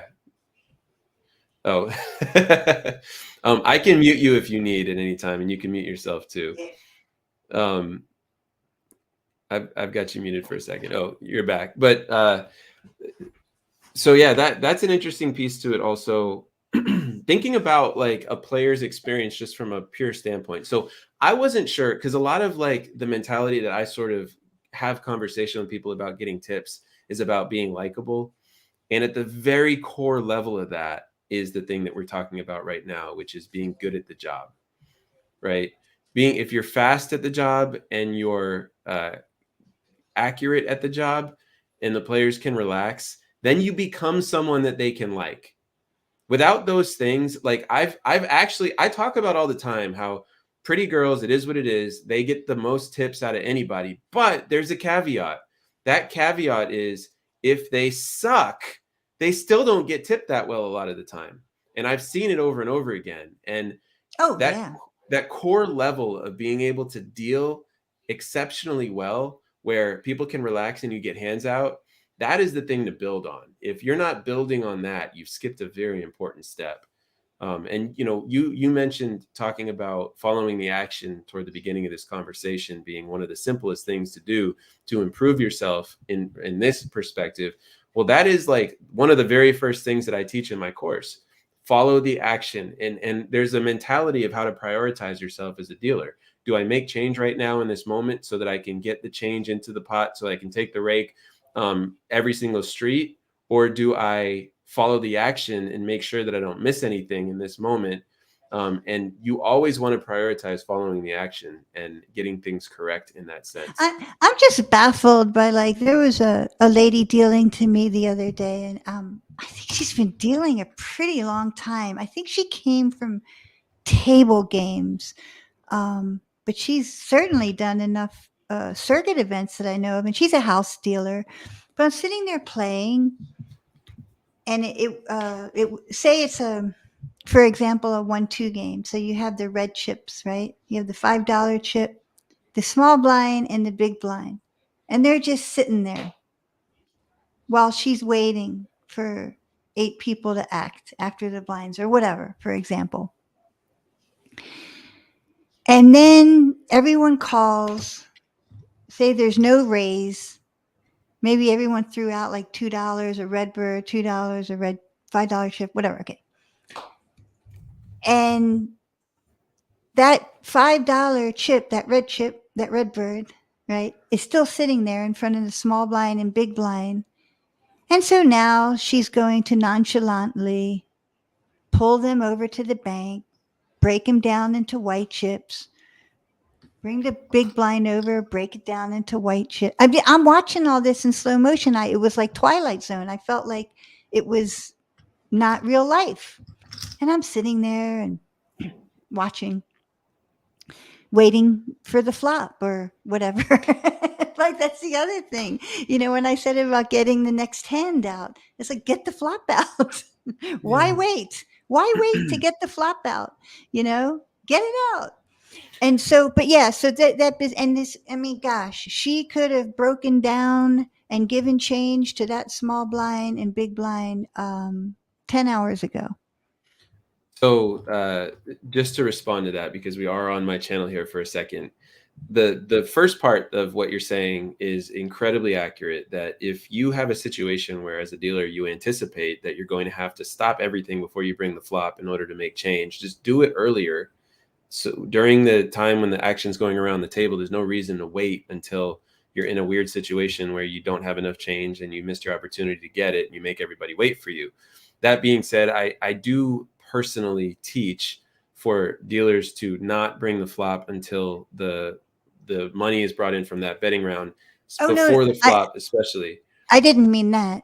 Oh, okay, I No, got you. Yeah, well, no, get the pot together. I'm saying she could have gotcha. given people change 10 Oh, hours yeah, yeah. ago. Okay. Well, And so and had so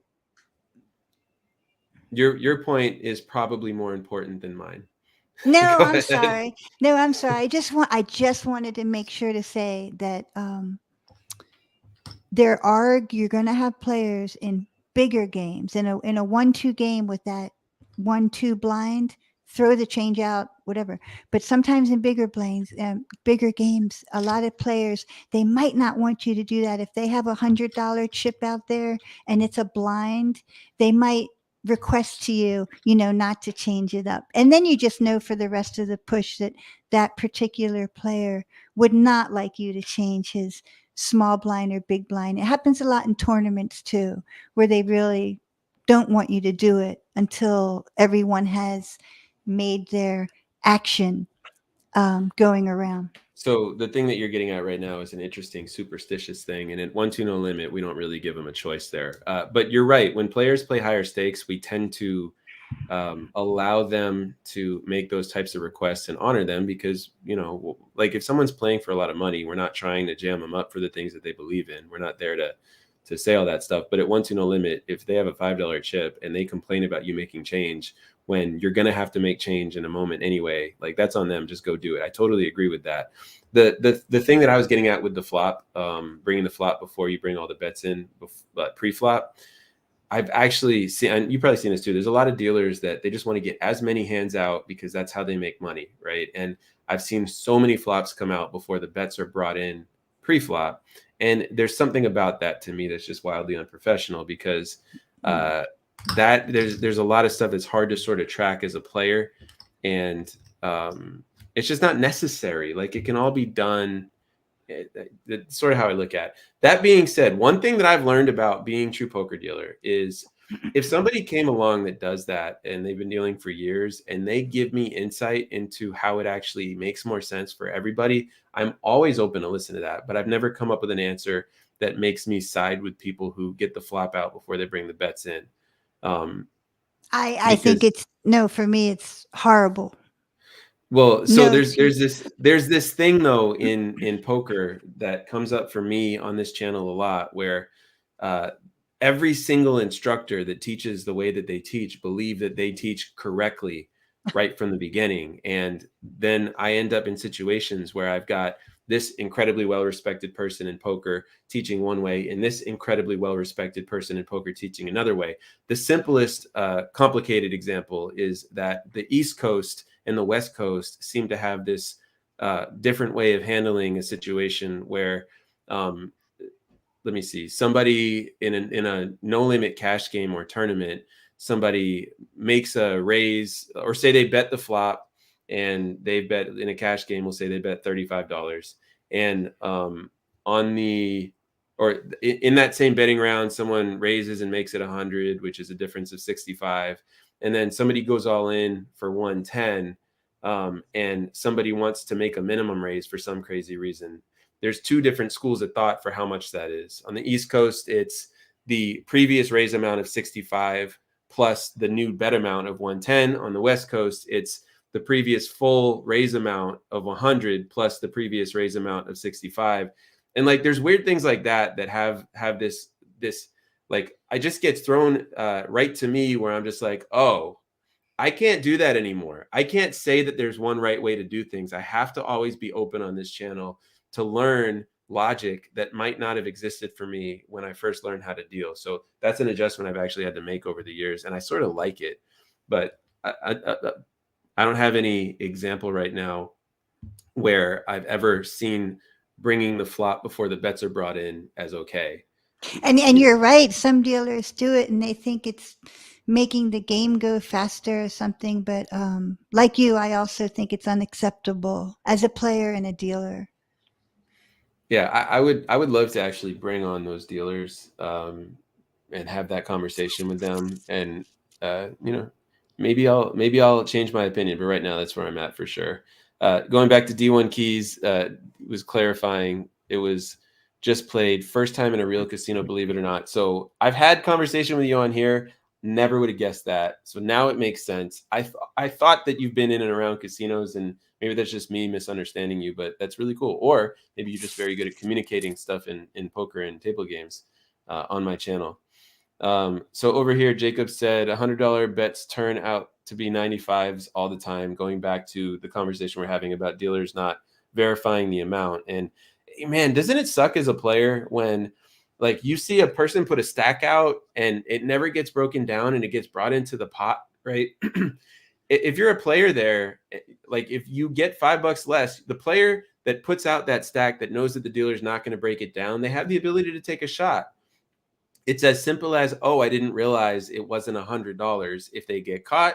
And if they don't get caught, they save $5 over and over and over again. Mm-hmm. And we call that shot taking in the industry. So those players are taking shots. Hopefully, as a dealer, if you realize that a player does this somewhat habitually, you're able to bring the attention to a supervisor because those subtleties are not allowed.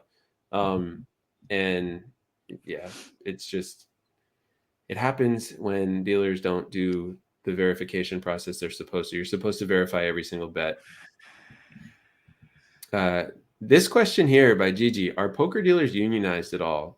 Can you actually take this one from your experience before I respond? I've never worked as part of a union, but I believe they are in Vegas. So I've sort of avoided the politics in all of this type of stuff for my time in the industry. And I was fortunate enough to work in rooms where I was able to avoid it. But I know that, speaking of a place that you worked at, the Horseshoe Baltimore, I'm guessing after you left there, ended up going union. And with who? So there's language that you're asking me that, because I'm not deeply in the know when it comes to union, I don't actually even know how to answer that question. Are you talking about which union did they join?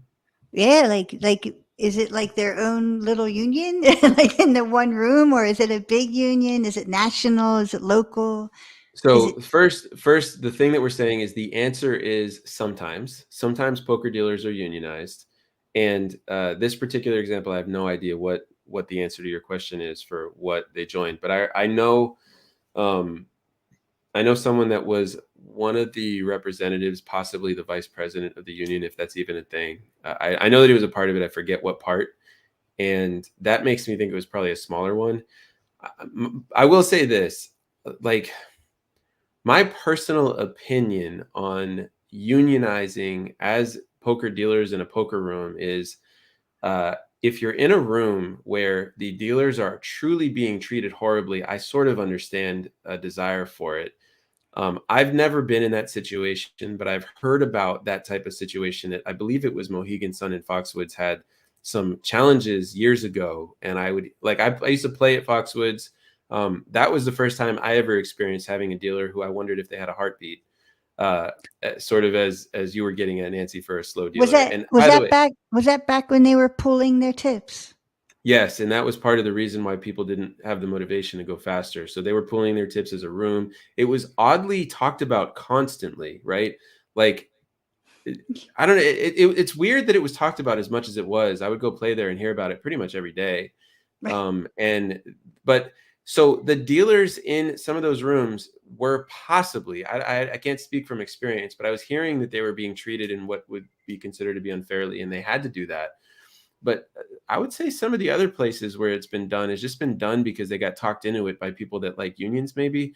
And I'm in a weird spot with this because I believe that my cousin is the president of a major labor union in New York City. And I don't necessarily have good or bad feelings about unions in general, but I do support the notion that people should be treated fairly in the workplace. And I do support the notion that the employer should do that. And I have no idea what the true experience has been in a lot of these places. But do you, Gigi, I would ask you, do you have experience in a poker room or know people who work in a poker room where you feel like there's something missing and there's no solution for it, where a union should be there? I'd be curious to sort of hear your answer to that. Charles Davis says, "Hi, Nancy. As a dealer, I think having a positive attitude and calm vibe is a big key to gaining players' confidence in your ability to run the game. Being confident as a dealer is key too." Love it. So that piece of conversation is, we've mostly been talking about the quality of the dealer at the table in terms of their ability to do the job and get hands out with accuracy. And now we're talking a little bit about the attitude and the calm vibe, gaining players' confidence. So one thing that I noticed when I went to Texas Card House, when I started in the Hard Rock Hollywood in Florida as a dealer, the very first room that I was at, there's never been an exception to this. When I all of a sudden work a random night shift at a room that I've been working at for a while as a day shift dealer, every single time there's a bit of a filling out process for the players where they don't trust me until I earn their trust. Right. Now, for me, usually it happens pretty quickly because I have the ability to articulate the correct answer pretty well for whatever the situation is that they don't have confidence in me in.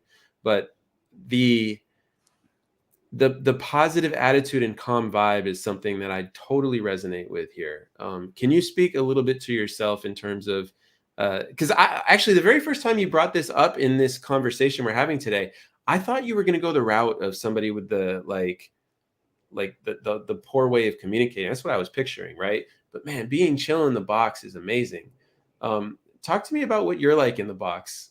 Not in terms of the execution and professionalism, but just what are your conversations like in the box? Well, I'm a talker.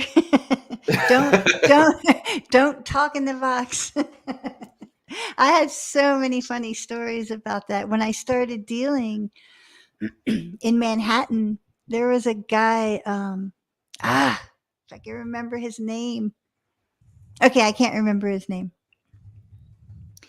He would say, "Nancy, if you don't say one word besides check, bet, raise for the half hour, every player is going to give you $20."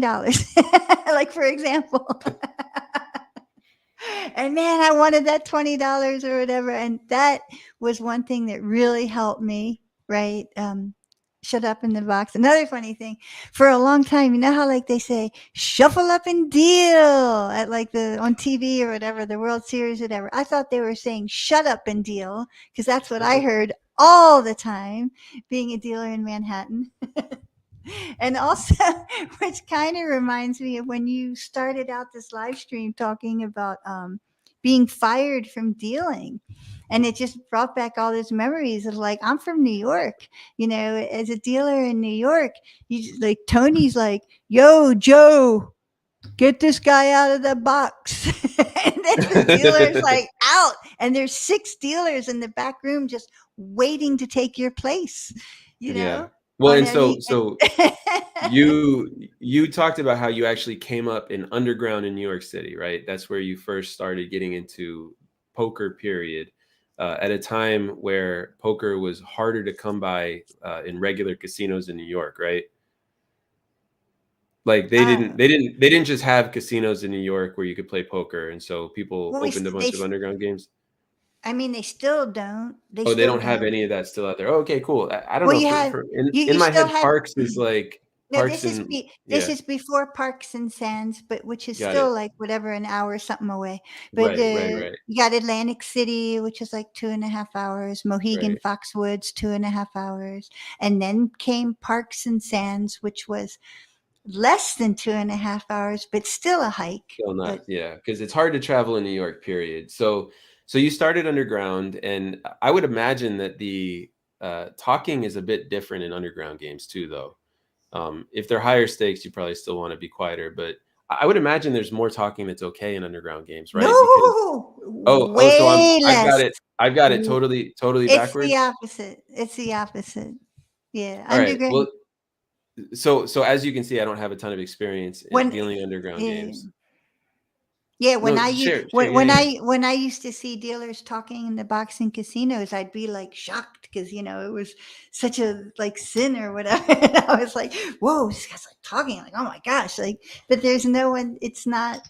It's a casino. The floor manager can't, like you were saying before. Like, what do you do in a when it's a corporation like Caesars or Harrah's or Horseshoe, whatever?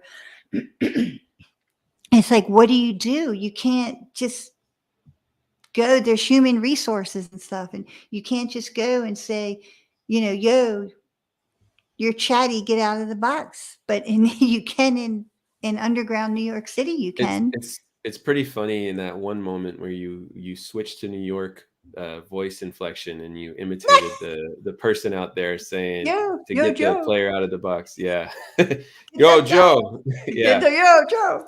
Yeah, I like that very much. Now just to comment on this. So you said now in casinos you do sometimes talk to the extent where maybe players want you to talk a little bit less, or in the past before you learned I that mean, bit of a lesson. But well, here, I just want to say real quick. So first, there are times as a poker dealer when you can talk, but you have to be careful about it. I'm saying this not to you. I know you know this. I'm talking to the general audience. There are times as a dealer when you can talk totally, totally, totally. And you have to make sure you don't compromise the game if you're going to do it properly. And I've sort of talked about stuff like that before. But for you, how do you be a talker and a dealer and have it be okay for you? yeah, I mean, gosh, it's a thing. Uh, Not missing a beat, like you said, it's a flow. You keep that flow going. And when those players trust you and they know that you are not missing a thing, down to the tiniest minutia of, oh, that little guy, and Mark has mentioned this in talk we had. Oh, you see a look come over a guy because he's annoyed by something that another player did, or a thought, or something that happened across the room, or something the dealer did, or whatever. And stay away from current events. It's pretty funny, right?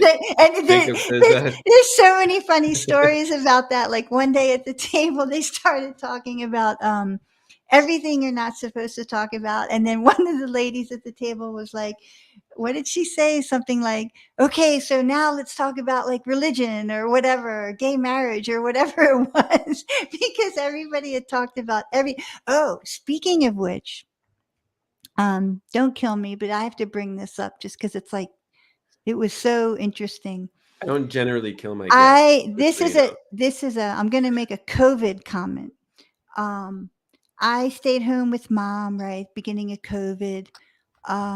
Certainly didn't play poker, which, by the way, I heard where I was in Carmel, California. I learned later that all that COVID money people were getting, they were like playing at Banker Casino and whatever little poker room in California I was. And like where I used to go, and there'd be maybe like one table, maybe two tables. During COVID, apparently there was like 6, 7 tables going on, and all these people who had no idea how to play well or whatever were losing all their COVID money. And I thought, darn, I sure missed out on that. But I digress. I was dealing at Cherokee, and it was like a thing. This is like during a pandemic. I'm living with my 91-year-old mother. There was this whole thing at Cherokee Casino the past year. Is everyone going to wear a mask? Is everyone not going to be mandated to wear a mask? Then everyone would take off the mask and everybody would get COVID. They'd say, put back the mask. Everyone would wear a mask again. So it was this thing. So I'm dealing and like whatever, and no one had ever mentioned COVID at the table. No stories about COVID. And I would come home and talk to mom and be like, these poker players, it's like there's no pandemic. It's like, no one cares about COVID. They're all deniers. They're anti vaxxers or whatever. And the conversation would turn. And then one day, a guy I'm dealing and one of the players started talking about COVID. And this loved one died and that loved one passed away and my mom passed away and then my uncle, and then the next person started going, yes, and my son got very sick and then this happened. And so they like went around the table and I just looked at everyone and I said, wow, okay, I really like it better when we don't talk about COVID. And like that The was the it. talker got talked, No, and right? I had No, never I brought know. up. I had Yeah. never, as much of a talker as I am, all those months dealing at Cherokee, I had never brought up COVID, never. Well, and so the But then point, the one yeah, time, and I always wondered why no one ever mentioned it. Like they kind of wanted to make pretend we weren't in a pandemic or something. But then the one time that they all started right, talking yeah, about it, yeah. It I was thought, wow. I was very like, funny. and I like jokingly said, yeah, yeah, yeah, no, no, no, no, no. I like it better when we don't talk about it at the table. Well, that But I mean, anyway, that totally makes sense, because I was thinking while you were saying this, I've dealt a lot of tables and people are constantly talking about COVID, but it's true. Once people get to the point where it's actually affected them, then it creates the everyone be quiet about it. Gigi said this. I'll go back to your other comments in a second from before this, but you can talk at the 2-4 limit game. So I want to mention that I totally agree with this.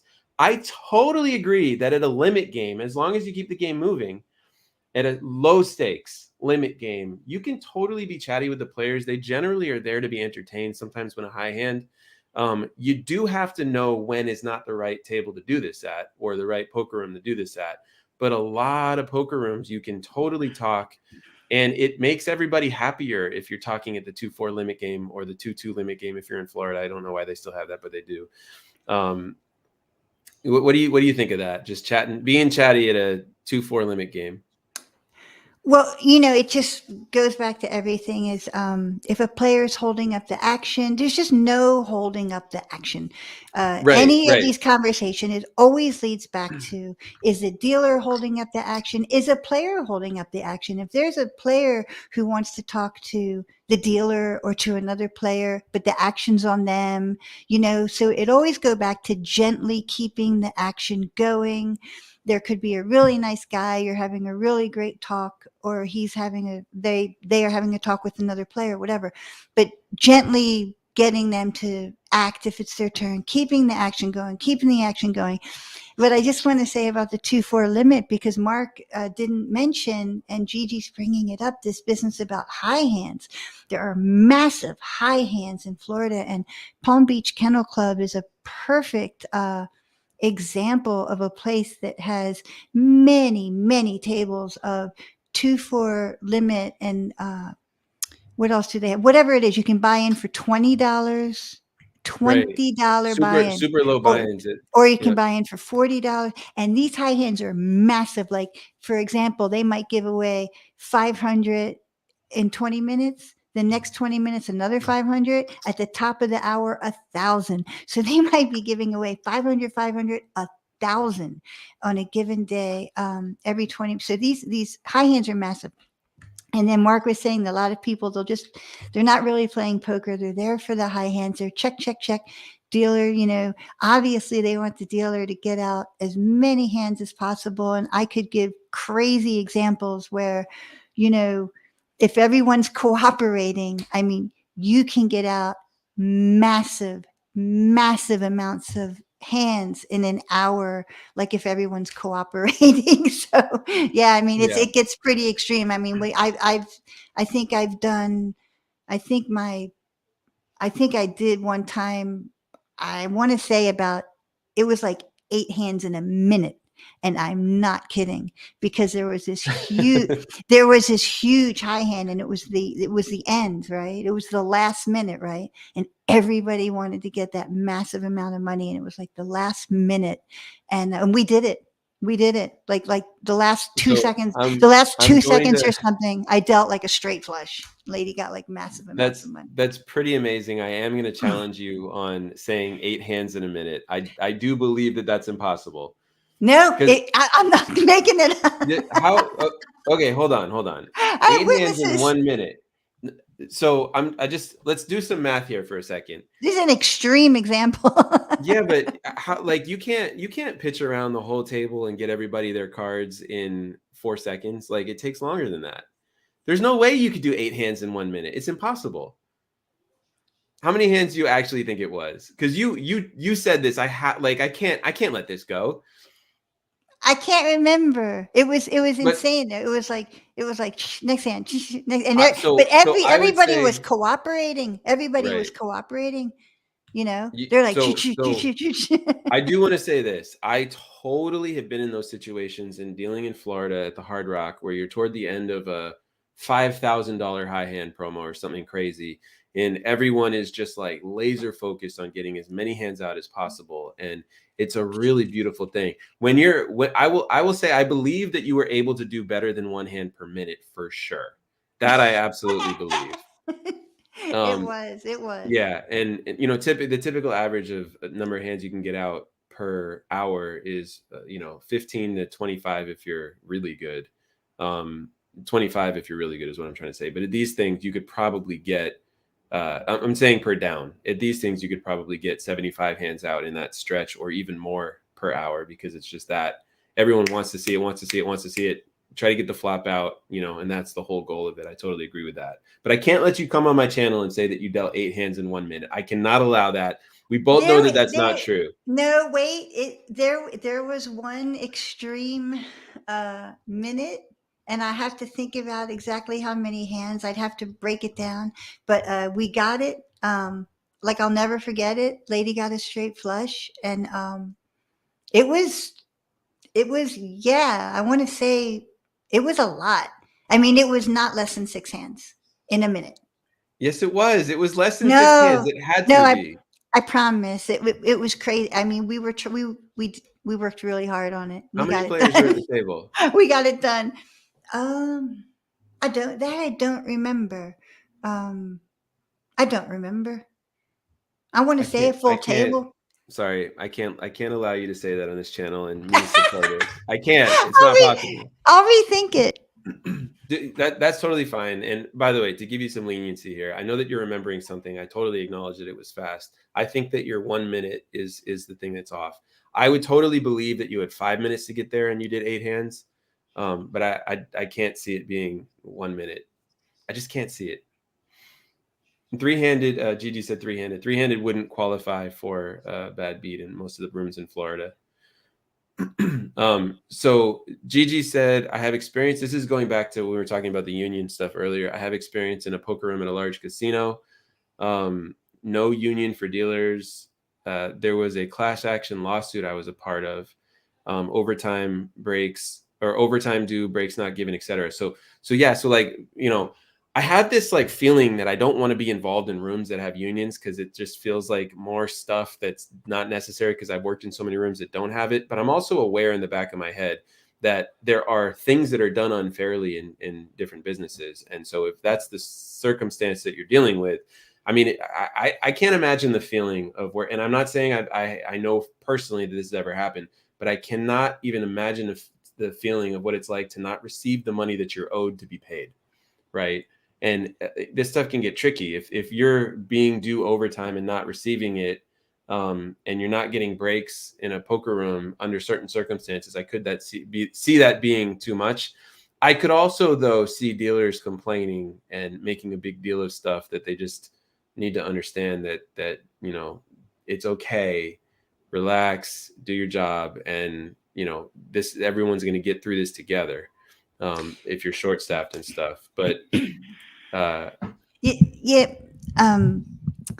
I don't. I feel I don't want to mention any names. I don't want to mention names of rooms, but I just want to Mark and Gigi, that for me, I went from underground to like a dog track to whatever, Seminole, whatever, for example. And then I've worked like other things too. But for me, experiencing working a room in a casino room, not like a underground game, that had like they had kind of HR. I want to say it was, I don't know if it was considered HR, like no HR or poor HR, compared to going to Seminole, for me was huge. For me personally, it felt really, really good for me to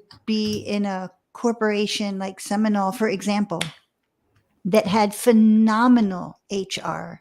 And I felt, yeah, for me personally, it felt really good to have really good HR that I felt took care of its players and staff. And yeah, I can't say Yeah, enough good and things about Seminole. the thing that I'll say about that is, I've worked at 2 Seminole properties. I can't say that I've ever worked at a place that's had bad HR, right? So I don't know. And like, everybody's got their opinions about HR. There were lots of good experiences I had in HR and all the different places, especially as a manager, having to interact with HR on behalf of the business, right? Because I'm not going to HR for my needs. I'm doing it to see what's the inner workings of HR are in relation to the people that I'm managing.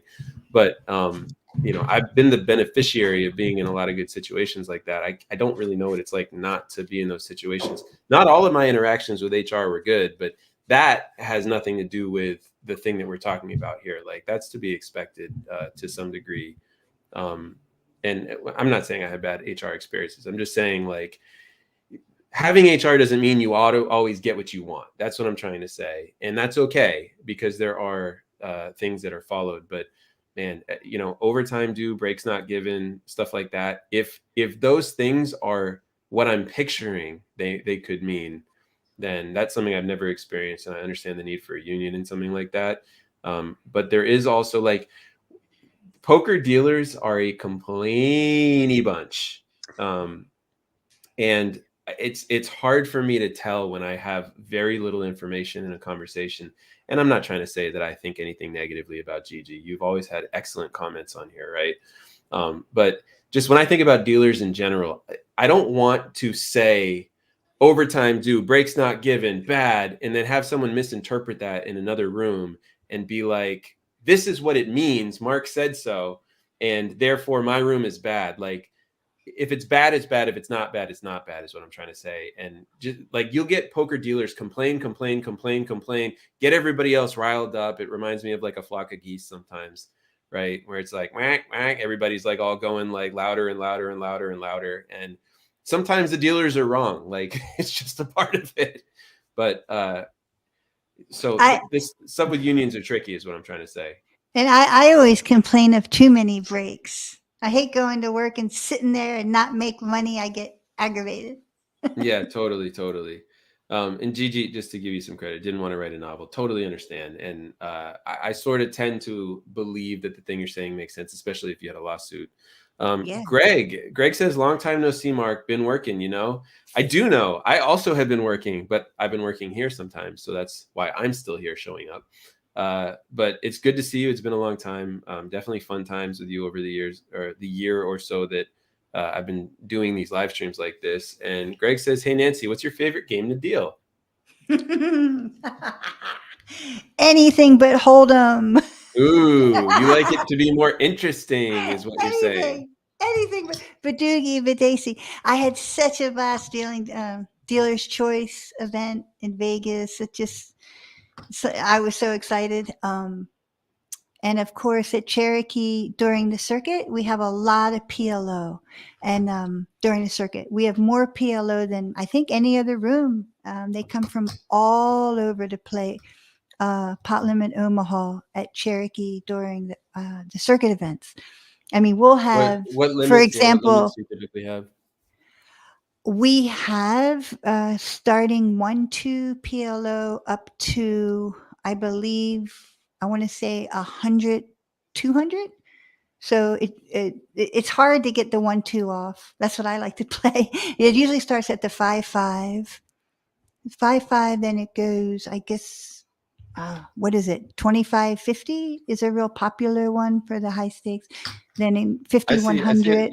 You guys have 510. No, I think it Hmm. goes. I want to say it goes from 5-5 to 5-5 to 10-25. I think, Got it. yeah, that's it. That But makes anyway, sense. all the way up to stratosphere. But there'll be like 15 tables of PLO like going on, and that's massive for a little poker room. But and then we have a couple tables of Big O. Big O is a 5-card high low, and so I would say that would be my favorite, and I make the most money I think at the Big What are O. the limits for that one that you deal? 5-5, 5-5, 5 bingo. and I like it, and I made a lot of money. A lot of dealers, they don't like Big O because they have to find the high hand and the low hand, and they have to deal out 5 cards, and I don't know, it's a slower game. I found that the Big O players tended to tip more. They tip more for each hand, and And but yeah, you get tips coming from two directions a lot of the time too. yeah. So for me, anything but Hold'em. Cool. Well, that's a great answer to a sometimes simple question. I've dealt a good amount of Big O at Texas Card House as well in Dallas. They have that pretty much every day, but they do 1-2-5, so it's 1-2 blinds and a $5. If you want to call, it's $5 instead of 2, which makes it nicer because the math is a lot simpler. Greg says, "I guess I'm a vanilla player since all I play is no limit Hold'em." Well, I mean, don't judge yourself, right? It's okay.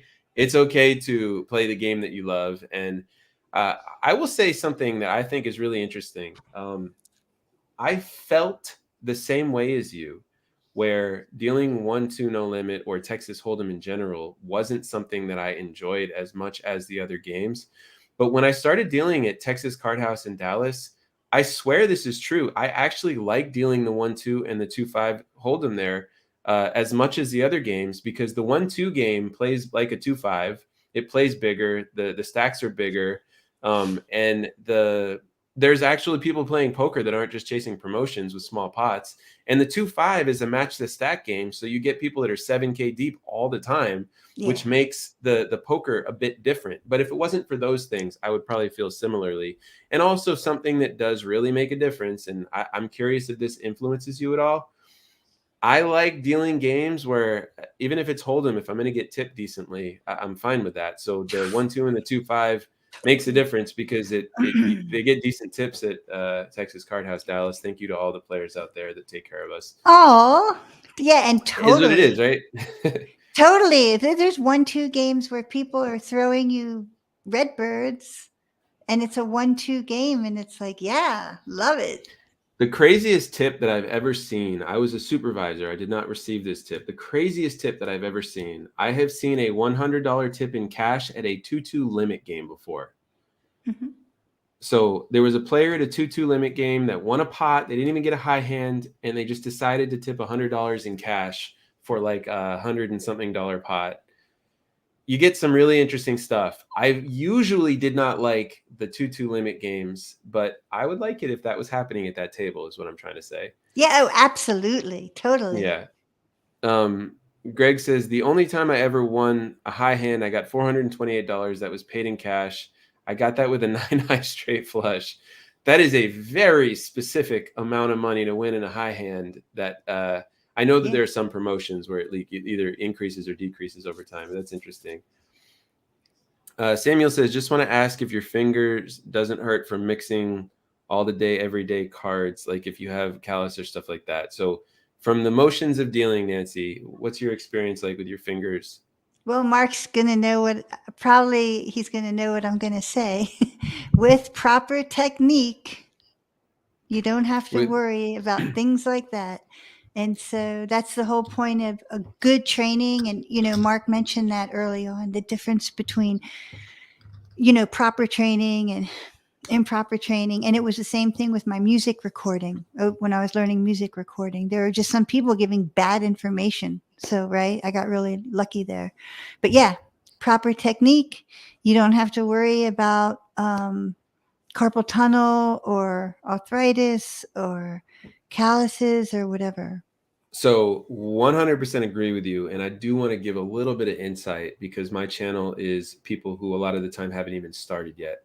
When you first learn to shuffle, because you're practicing over and over again, you're getting the motions down. Your fingers can get a little bit sore. Like your pinkies might get sore from pushing the cards in. That's as you're learning the motions of it. But that once you're actually dealing, generally speaking, you're not going to run into that. Now, if you're working 60 hours a week, every single week, no matter what your procedure is, you might run into some soreness in some areas, but with your fingers specifically, I think you should be fine. Maybe from pitching over and over and over again, if you do 60 hours a week, I can make the argument that you might end up with trigger finger or something like that sometimes. I actually teach dealers to try to keep it to about 30 hours or 4 days a week. But that's just because for me, I find that amount of time in the box is fine in your body. It keeps it all fresh. And it makes it so that you're not putting yourself in a situation where you're unable to pursue your passions in life, such as music, right? Because I'm a huge advocate of get this job and use it to pay for your life and get disposable income, but also figure out ways to follow your passions, figure out what you want your life to be, and build up passive income in your life as you're sort of going through it all. And you can't do that if you're working 60 hours a week as a dealer. I mean, the thing you can do though is you can put money away. I know a lot of people that have like sets amount of money that they take out that they work like 60 to 90 hours a week as much as they can. And their goal is to retire in a certain amount of time. If you can grind that out, you can do it. But in terms of the answer for me about your fingers, I totally agree with you. Once you become a dealer and you are good enough at the motions and you have proper technique, your fingers should be fine for the most part. I like the way that you answered that. Proper technique. It made me think of with great power comes great not hurting your fingers. Let's see. Greg says, compare that to my usual territory in the Northeast. Mohegan Sun, Connecticut has been tough to play at profitably lately. In Encore Boston Harbor's rake is ridiculous. 10% up to $10 on 1-3 no limit. Wow. So, all right. First of all, I did not realize that their poker room was back open. But them deciding to open it back up, it's one of those things where before I like announce this with outrage, I would want to confirm my source by finding someone else that agrees that this is the rake there. But Greg is pretty reliable. If he's saying 10% up to $10 max on 1-3 no limit, I tend to believe him. Man, that's a lot. The most I had heard before that, other than cruise ships and stuff like that, where there's a monopoly in the moment, was what is it called? Play something in hold on. Playground poker, I think, in Canada did 9 as a rate, but man, $10 is a lot. When you say $10 though, do you mean 10% up to 10 for the rake specifically, or are you also including jackpot? Maybe they're taking 3 and 7 or something. I'd be curious to know the answer to that. But man, that is a lot. It is hard to beat that game. It's hard to beat poker already. Encore Boston Harbor has this. I've been there once. Their poker room wasn't open at the time. Oh, he says it's all right on Poker Atlas. Yes, I tend to believe you in that too. So hold on, let me go to poker. I'll look on my phone. I'm not gonna do it. I'm just gonna take your word for it. I'm totally fine with that. They had their poker room closed for a long time because they felt like they weren't making enough money. And I don't know exactly what's going on at Encore in Boston, but there's a weird vibe there. Have you been to that room? No, but I had friends who went to work there when it opened. Now this was before COVID, right? Yeah, I guess so. Yeah. So my time walking through Encore Boston, which I just did once for about 40 minutes, so I wasn't there very long. when I was there, I'm from Boston, so I have a little specific knowledge. At 25 years growing up there, I know the area pretty well. I know the vibe of people pretty well out there. And it struck me as sort of odd to walk into this very high-end looking casino like in a city like Boston, where people care so much about things like sports and social dynamic and like working hard and stuff like that. Hmm. This particular property wasn't full when I was there, but I was like, well, maybe it's COVID. But there's a vibe there where everything needs to be super expensive and like high end and fancy. Hmm. And I don't really think it properly fits the neighborhood. And the people in Massachusetts are generally the type of people who would notice something like a $10 rake and call it out and hate it. Hmm. Whereas you could probably pull that off in some other places and they wouldn't really pay that much attention to it. So that to me just goes completely in line with everything I have already observed, not really knowing what I'm observing in Boston Harbor, in Encore Boston Harbor. But it's weird too, because the Wynn, this is owned by them. The Wynn is considered one of the best poker rooms in Vegas and has nothing but praise out there. But it is also a different location that it's in.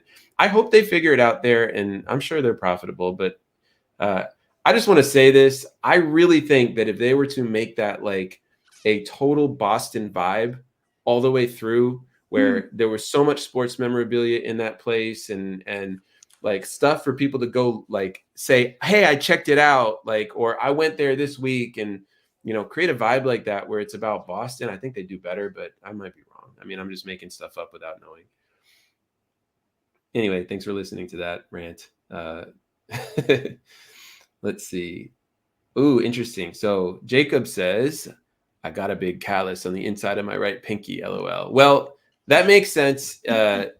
Here's what I will actually suggest that you do. Now, if it's from pushing the cards in when you shuffle? I don't know if you're at a hand shuffle room. There are still some of those around. I work in one myself in Texas. I can't. If it's from pushing the cards in, there's a way to take the pressure off of the cards when you push them in so that it's not as hard. So going back to the comment about good technique, right? Nancy, what do you have to say there actually before I had I to. give that insight? Well, I had to say, Jacob, are you sure it's from cards, or like, is there something else going on? Well, apparently we're calling you out, Jacob, for other things that you might be doing in your life. But I would say, oh, you actually say pushing the deck together, right? So it's after the shuffle. So do I have a deck here right now? I think I do. I keep a backpack here with some stuff in it. It's nearby. Let me see if I have a deck in here. I've got this here. Yeah, and I have to get some cards to see what he means by that too. All right, so I'm going to show you guys this mess of a tabletop that I got here, and we'll just sort of look at it for a second. So when I'm shuffling here now, if you're not dealing in a good table and it doesn't have good felt, it can be sort of hard. But right here, so after I've shuffled these cards, if I'm putting weight on the cards, it's harder to push them in, right? But if I'm at this point right here and I am loose with the cards, they slide very easily. That little adjustment can make a really big difference in terms of the amount of pressure that you put on your fingers when you're pushing the cards in. If you have a little bit of weight on the tops of the cards when you're going to push them in with your pinkies, you're going to make yourself struggle, and you might not even realize you're doing it. You might not even realize, like, just try almost. Yeah, I sort of had to learn this myself. Relax your brain a little bit. I don't know. That's the only way I can describe it. Relax your brain a little bit, and then allow yourself to put your fingers above the cards when you're going to push them in. So I'm going to lift this up now that I have this here. So when you're about to put them in, make it so that your fingers on the outsides too are not too tight. And they're there to surround the cards so that they can go where they're supposed to go without getting all out of whack, but you're not putting pressure on them. That should help you get those cards together easily. And Nancy, one of the things that I've experienced, being able to figure out what it is someone's talking about through video is very challenging. But I have enough experience training people with all these different versions of problems that I can sometimes guess. but I'm going to do the same thing now that I do all the time. Jacob, did that answer your question? That's my question for you. Do you think that it has to do with the pressure that you're putting on the cards, either on the tops or the outsides? Because it doesn't take very much energy with your pinkies to push the cards together if you aren't putting additional pressure with your own fingers on the cards. Anything to add to that, Nancy?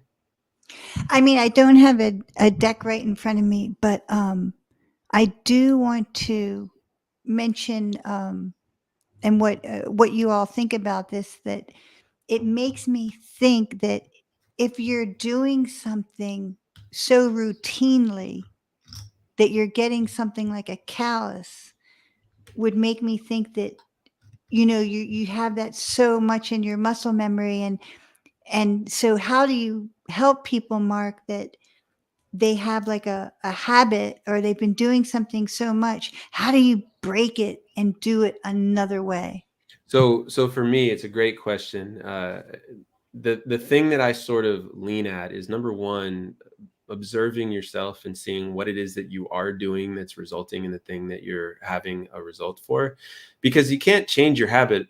It's like, you know, I used to play baseball. I played it when I was growing up. I played it in high school and college, and like, there's all these things that you do where there's always this mystery that coaches are just like, nah, here's what you got to do in order to swing and hit the ball better. And you just do this motion and you don't have to understand it. Just take my word for it, right? Like, I created a weird character just now. But the thing that I personally like is when someone does understand what they're actually doing, right? So in this case, I proposed, hey, this might be what you're experiencing. And now the part that I didn't say, which you are getting at, which I appreciate, is when the next time that you're in the box, so the next time you're in the box, observe yourself, right? Or if you have a deck of cards at home, do it and observe yourself. Once you've got the observation down, try to make the adjustment, and you just take, like, usually when you're dealing, you have the ability to focus on at least one thing and to make that habit change, right? So if you put attention and use your willpower to create a habit change until the habit is changed, you should be able to get yourself through that. It takes constant attention, though. And sometimes the hardest thing about creating a habit or changing a habit is when you, like, it's hard to remember to put the attention to it when you're doing all this other stuff. And so that ends up being a part of the challenge too. But I mean, I go through dealing poker with the mentality to train myself anytime I notice something. So I train myself to notice stuff that I can improve upon. And then I train myself to focus on one thing at a time until it's a habit. Then you don't have to worry about it anymore and you go on to the next thing. But it can take 1, 2, 3, 4, 5 tables sometimes, but don't give up. But you have to identify what the actual problem is first. But does that sort of resolve the thing that you were asking, Nancy? Yeah, and I can totally, um, you know, empathize that it can feel really daunting. Um, like, I was a tennis player, and the way I was trained to play tennis as a kid, and I'm going to give away my age, but like in the 60s and 70s, they teach it completely different now. And then decades later, I had a coach where I was like, you know, getting back into tennis as a elderly person. And it's like, and we talked about it, like, the way they teach tennis now is completely different, just in form. And the guy was like, well, yeah, you know, let's have you start doing these new tennis forms. And I was totally resistant. I was like, no shot. I am not relearning, right, that muscle memory or whatever of what I do, that I have such a flow. And speaking of flow, it's this thing at the table, like, you know, take someone like me and Mark and I, we've been dealing so many years. And so you have a flow, right? We talk a lot about this flow of the game and keeping the action going. And then if you have to do a little tweak to your form like that, or something at the table, it's gotta, I can imagine where it's just daunting. You don't want to stop your flow, you know. I see that. That totally makes sense. I'm sharing this right here because this is a book that has actually changed my perspective on how to train myself in terms of habits. Awesome. It's called I'm gonna look at this. Cool. Yeah, this is an amazing book by a guy named James Clear. This book is building on another book called The Power of Habit, which I actually did read first. But this helped me understand how habits are built and how to sort of systematically untrain and then retrain new habits in myself and other people. I use the information that this book talks about sort of naturally at this point. Like I don't necessarily think about it, but I do understand things like it takes willpower to change a habit, right? It's a very simple, you have a limited amount of willpower. What do you put it toward? And what does it take? Like what is built in that? There's all this stuff in there. It's really good. So I figured I'd just throw this up there Yeah, right on. real quick. That Yeah. sounds good. This stuff is pretty complicated. Let me see. I got to pull that out of there. I have to be the tech behind this stuff too, right? When I put this stuff in and out. There was a comment that I just wanted to put up on the screen real quick before I moved on. This was just a joke before. I like to give everybody their props. If you take the time to put a comment up here, I wanted to get read if I can. Quick, someone call Encore and ask, is there a promo, right? Totally. Let's see. Here we have, they have 12 tables open where there's room for 70 plus tables, not to mention they're open 10 a.m. to 8 p.m. Monday through Thursday. So you're not missing much, Mark. Man, there's a lot of shade being thrown in here, but some of it by me is what I'm trying to say. But it's a poker room. Why are they closing? It's so weird. All right, 12 tables, whatever. I mean, I guess I know that Encore they were talking about Encore in Boston. I know they got so much heat in reputation for not reopening their poker room, and they were probably required to do it under the state regs or something like that. So they did the version of it that they feel okay with. That's probably what's going on. If I had to guess, just to defend Encore a little bit, my guess, which I could be wrong about, is that this version of a poker room is only going to last as long as the pandemic lasts. But I don't know them, and so I can't really speak to that much. Jason says, also don't get discouraged if your pinkies feel weak or sore after using them to merge the halves of the deck. They will strengthen very quickly with just a bit of practice. So yeah, and what this conversation sort of is, it's like the calluses do get built up a little bit. For me, on the outsides of my pinkies, as I'm dealing every single day, not every single day, as I'm dealing for about a year at Texas Card House, it just gets slightly like thicker, but it's not really noticeable. I don't have calluses or anything like that. There was one comment actually. Wait, did I not get to this one yet? I just want to jump to this for a second. So speaking of fingers getting beat up, the hard felt at Cherokee will tear up your knuckles when dragging chips with the stub. What do you think of that, Nancy? I have a comment that I want to make, but I'm curious what you think of that. I can't really picture it. So you haven't really dealt with that at all, is what you're saying at that particular No, I level. mean, well, plus, we've talked about the big tables at Cherokee. I mean, my main concern was that I had to like lean over or stand up or whatever. But I never really thought about the felt. And then my knuckles. I mean, I don't think I'm not using my knuckles to bring chips in. I think the stub, dragging chips in with the stub. I don't really understand. Well, with the left hand, so it would be with the deck in your left hand. Sorry, it's in your deck hand is what I meant to say. Okay, okay. And then you're like this, pulling the chips over. Got it. I don't think I can see. Okay, I can see it. It was not an issue for me. I don't think I'm dragging my knuckles. I think my hand is more this way. Then, like I'm holding the stub, and I have my pinky. I think my pinky's down enough below my knuckles so that it's not really an issue. And the question sort of is, what is the technique that would work for this? Well, I actually am comfortable challenging poker dealers that do work in poker rooms to figure out, so you got a problem, what's causing the problem, and is there a procedural adjustment that you can make? I like empowering dealers in those situations. Yeah. One adjustment that I had to make at Texas Card House, because sometimes the felts wear out a bit and you can't even slide cards on them. I had to, instead of using the side of my hand like, say we got chips here to pull chips or cards in, I actually switch my fingers down and I use my nails on the felt to do it. And it felt sort of weird at first, but it ends up working fine as an alternate way to bring cards and stuff, to just make sure that, because otherwise what would happen is I'd slide my hand across it and the card would just still be there when I passed. But yeah, little adjustments like that. So maybe the problem though is, and I understand where this comment is coming from. If you're using your stub hand, you can't turn it that far and have the managers always be okay with it. And you don't really want to reach way across your body, although it's okay to use that hand to pick everything up if that's the experience that you have, as long as you're still handling the procedure correctly from the rest of it. But yeah, I don't know. There is the simple thing when you go to the doctor and the doctor says it hurts when I do this, and or you say to the doctor it hurts when I do this, and the doctor says don't do that, right? Like but I don't know how much that applies here. But hard felts are a pet peeve of mine for what it's worth. So I'll give you a bloody fist bump on that. Yeah. Let's see. Greg says, all I can say is I'm just making the trip to Connecticut. At least Mohegan Sun knows what they're doing.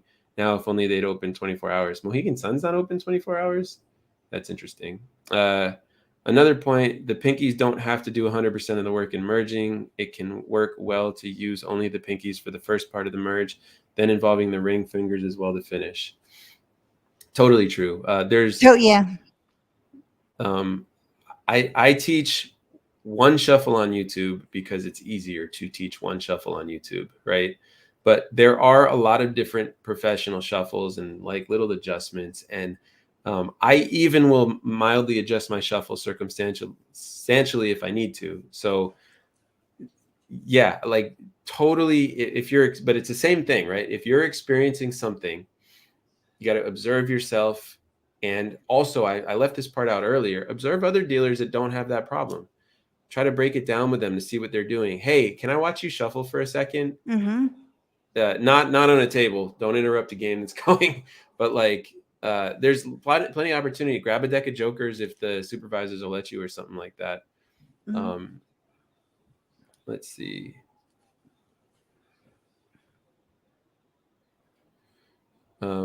Jacob said, watching you, it seemed you helped guide with your inner fingers. I could consciously try to change it. I feel like I could be leaving unnecessary weight on the ends. Probably, yeah. Let me see. At Jacob right on offhand. Yeah, I mean, I think I can say at this point that more people are using my shuffle than probably anything else because of how many people end up learning from that video. It's got over 1 million views now. Wow. I might be wrong. I might be wrong by saying this, but there's plenty of people that are doing it without that experience, is what I'm trying to say. Yeah, I'm curious if the other fingers are jamming you up at all. Let's see.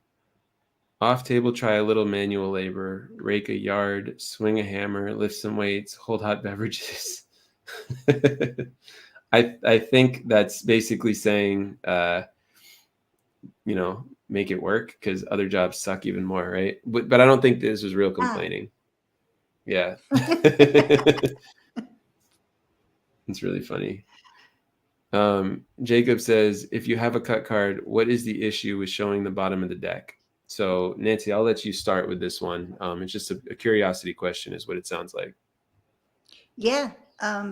It's a great question.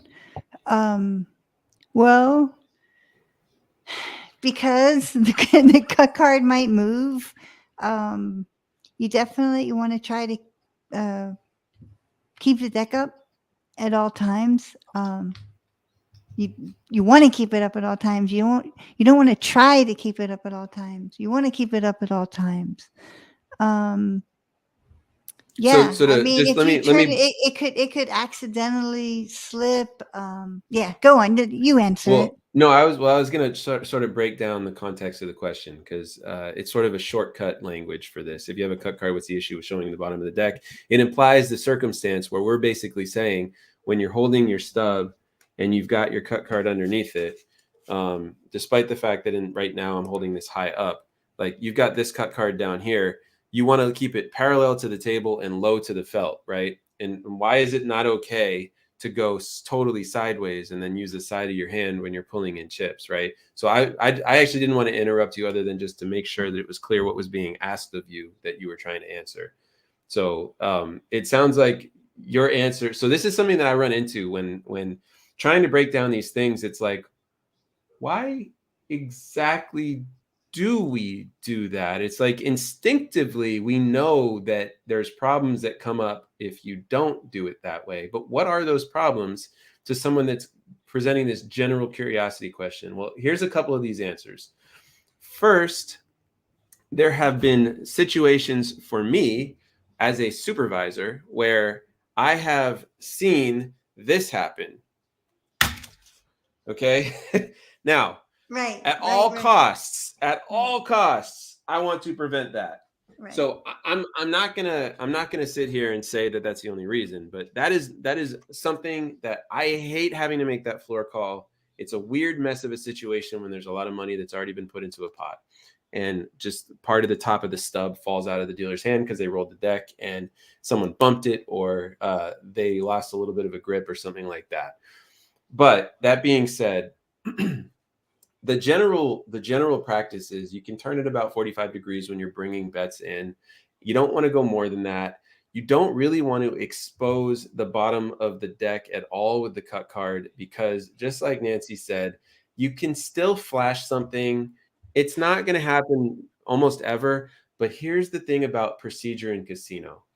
We make procedure in casino so that nothing ever happens when we can avoid it, right? If you think about how many hands there are that are dealt every single day across the world for poker, if you create procedure that makes it so that in every single one of those hands, every single day, this one problem of one pip on a card isn't exposed, then you're doing what you should be doing. And as a dealer, if you're following the procedure, even if you specifically never make this mistake, it's not just about you, right? It's about all the collective total number of dealers that exist in the industry using a procedure that's safe, even with your less experienced, sloppier dealers. And so that's really the answer. Like, you're just adding unnecessary risk, even if it's incredibly small, every single time you turn a deck. And it's also like there's a lot of procedure that's built that way. And yeah, and I just, for the word procedure really helps me, because coming from the underground, of course, I grew up in games where, I wish I had a deck of cards, but yeah. So so here's the deck. Here, I'll let you use your mouse and I'll blow up the screen so that we can see. This is the deck. Next time I'll make sure to have cards in front of me. This deck, but yeah, of course, in underground you're gonna have a lot of like this and like the dealers like blah blah blah blah blah blah blah, and I like the word procedure because coming from underground, where in a lot of games anything goes, and like obviously coming from underground, I've seen every trick in the book, and whether the house is doing shady things or players or dealers or whatever, and having procedures, I think, brings such a level of, like he said, continuity or whatever that word is, and continuity, right? Consistency. Like a procedure is it just makes everything more, how do you say, like a calmness, if you see a guy like holding the deck and it makes you a little nervous. And like he said, like Mark said, things could happen, and frankly, players get suspicious. They get suspicious even in casinos. Let alone home games or underground games where there's all kinds of shady stuff going on, right? In a lot of games, but there's still a lot of players, even in casinos, that are very suspicious, and they're not going to feel comfortable. So procedure gives like comfort, right? Comfort to players. That's a good point. Uniformity creates It creates comfort, absolutely, where players know what to expect, and when somebody goes outside of that, they become alerted instinctively, right? Especially if you play a lot. This dealer's doing this stuff I'm not used to. That makes me uncomfortable. Sometimes it's just about the uniformity. That's why you try your best to teach one method for your entire room so that the players know what to expect.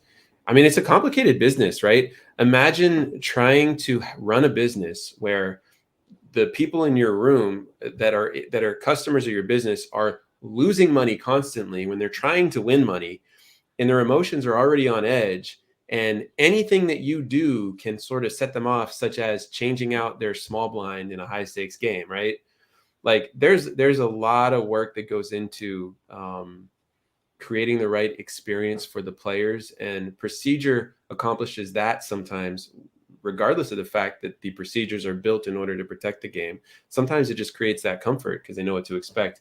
And yes, in casinos, and especially in underground, I would imagine there's a fear that there's manipulation going on. One of my live streams that I did about a year ago was I interviewed two magicians, and we asked the question, can a magician beat casino surveillance, right? And it's like Oh, the yeah. answer wasn't 100% no. It like, Oh, it's 100% yes. well, casino surveillance. So their conclusion was it would be incredibly difficult to do, and you have to be perfect in your performance, and you have to not alert anybody. But it's just like you said, if you're willing to risk it, you can probably get the biscuit, right? Like, Yeah, there's whole books on this. There's whole books on this that right. guys have wrote where they did it, like they did it, and they're honorable. It was a challenge for them as a magician to go into games and do this, and they didn't. Are you They talking were about in casinos, or are you talking about in home games? both the Gotcha. magicians, and these magicians, I mean, the ones I know of are honorable, and they're not trying to cheat games. But yeah, I think it's 100% doable. That's just my opinion. The other thing I want to say about casino surveillance is my experience is that the casino surveillance is there to protect the casino money and not the players' money. Let me evaluate that for a second. I mean, in card rooms and in casinos to a degree, I think that surveillance is more commonly used nowadays than maybe before to also protect the players' money. But you're right that, well, no, actually, you know what? I'll say this. I recently had to read every single word of the regs of a state. It was like 300 pages for casino gaming. And in those regs, they talk about the intent of the regulations in the first place being written surrounding the idea that the state wants to make sure that and government in general wants to make sure that fair games are being run and there's no corruption on the inside. And so the procedure is actually there for both. The notion that you said has accuracy to it. That's what we are taught a lot of the time, because we're taught that the casino really only cares about making money in a lot of ways. But no, that's actually a misnomer. I can say for sure after reading all those regs that there's a lot of attention that goes into the notion politically that the casinos are protecting the players' interest as well. It is true. That being said, when you're running a gambling business, you don't give players the thing that they want. You're just ensuring that it's done fairly. That's all. But I did have to defend that for a second. Greg, I'm going to get to your comments in a second, but this was in context. The cut card, Jason says, the cut card should be considered only a part of the stub's protection. Another aspect of protection is to avoid exposing the bottom at all. Right. That's a very well said piece of this. And that's what we're sort of saying. You don't flip it over because you never know if exposing the bottom is going to expose a card. It's also why we are taught not to deal the last card off the deck. It's just in case it was seen, right? In case it was seen, you don't want to ever deal the last card Yeah, off the and bottom of the right, deck. and yeah, and that brings to like the history of the cut card was about sleight of hand and dealing from the bottom of the deck is where it Right. started from. It didn't start from like so that you couldn't see, right?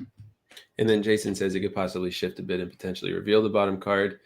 Um, a lot of best practices in dealing is about an abundance of caution toward game protection. Yep, same page. Um, and yeah, following consistent procedure also boosts player confidence. Going to what Greg said, and thank you for those comments, Jason. Very on point, well educated. Mm-hmm. Greg says, last time I played, I pitched the cards back as a fold. My dealer said it was perfect. I actually think that must have been really fun. That's awesome. Yeah. Well done. Um, yeah, I should go deal in Atlantic City or something. I mean, hell yeah. Totally. Yeah. Yeah. Dealing is it's one of the, you said it's a good job, right? You know, there's the side of it that you make more money than like retail for sure. There's also the side of it that if you're the right type of person, which I that part has to be true, you're hanging out with people, they're playing a game, right? Like you're not stressed about whether or not your business is going to succeed or fail. Like you're not crunching out numbers, making decisions where you have an impact where it could potentially blow something up that you're a part of. Like you're in and around a game. It's good times like that.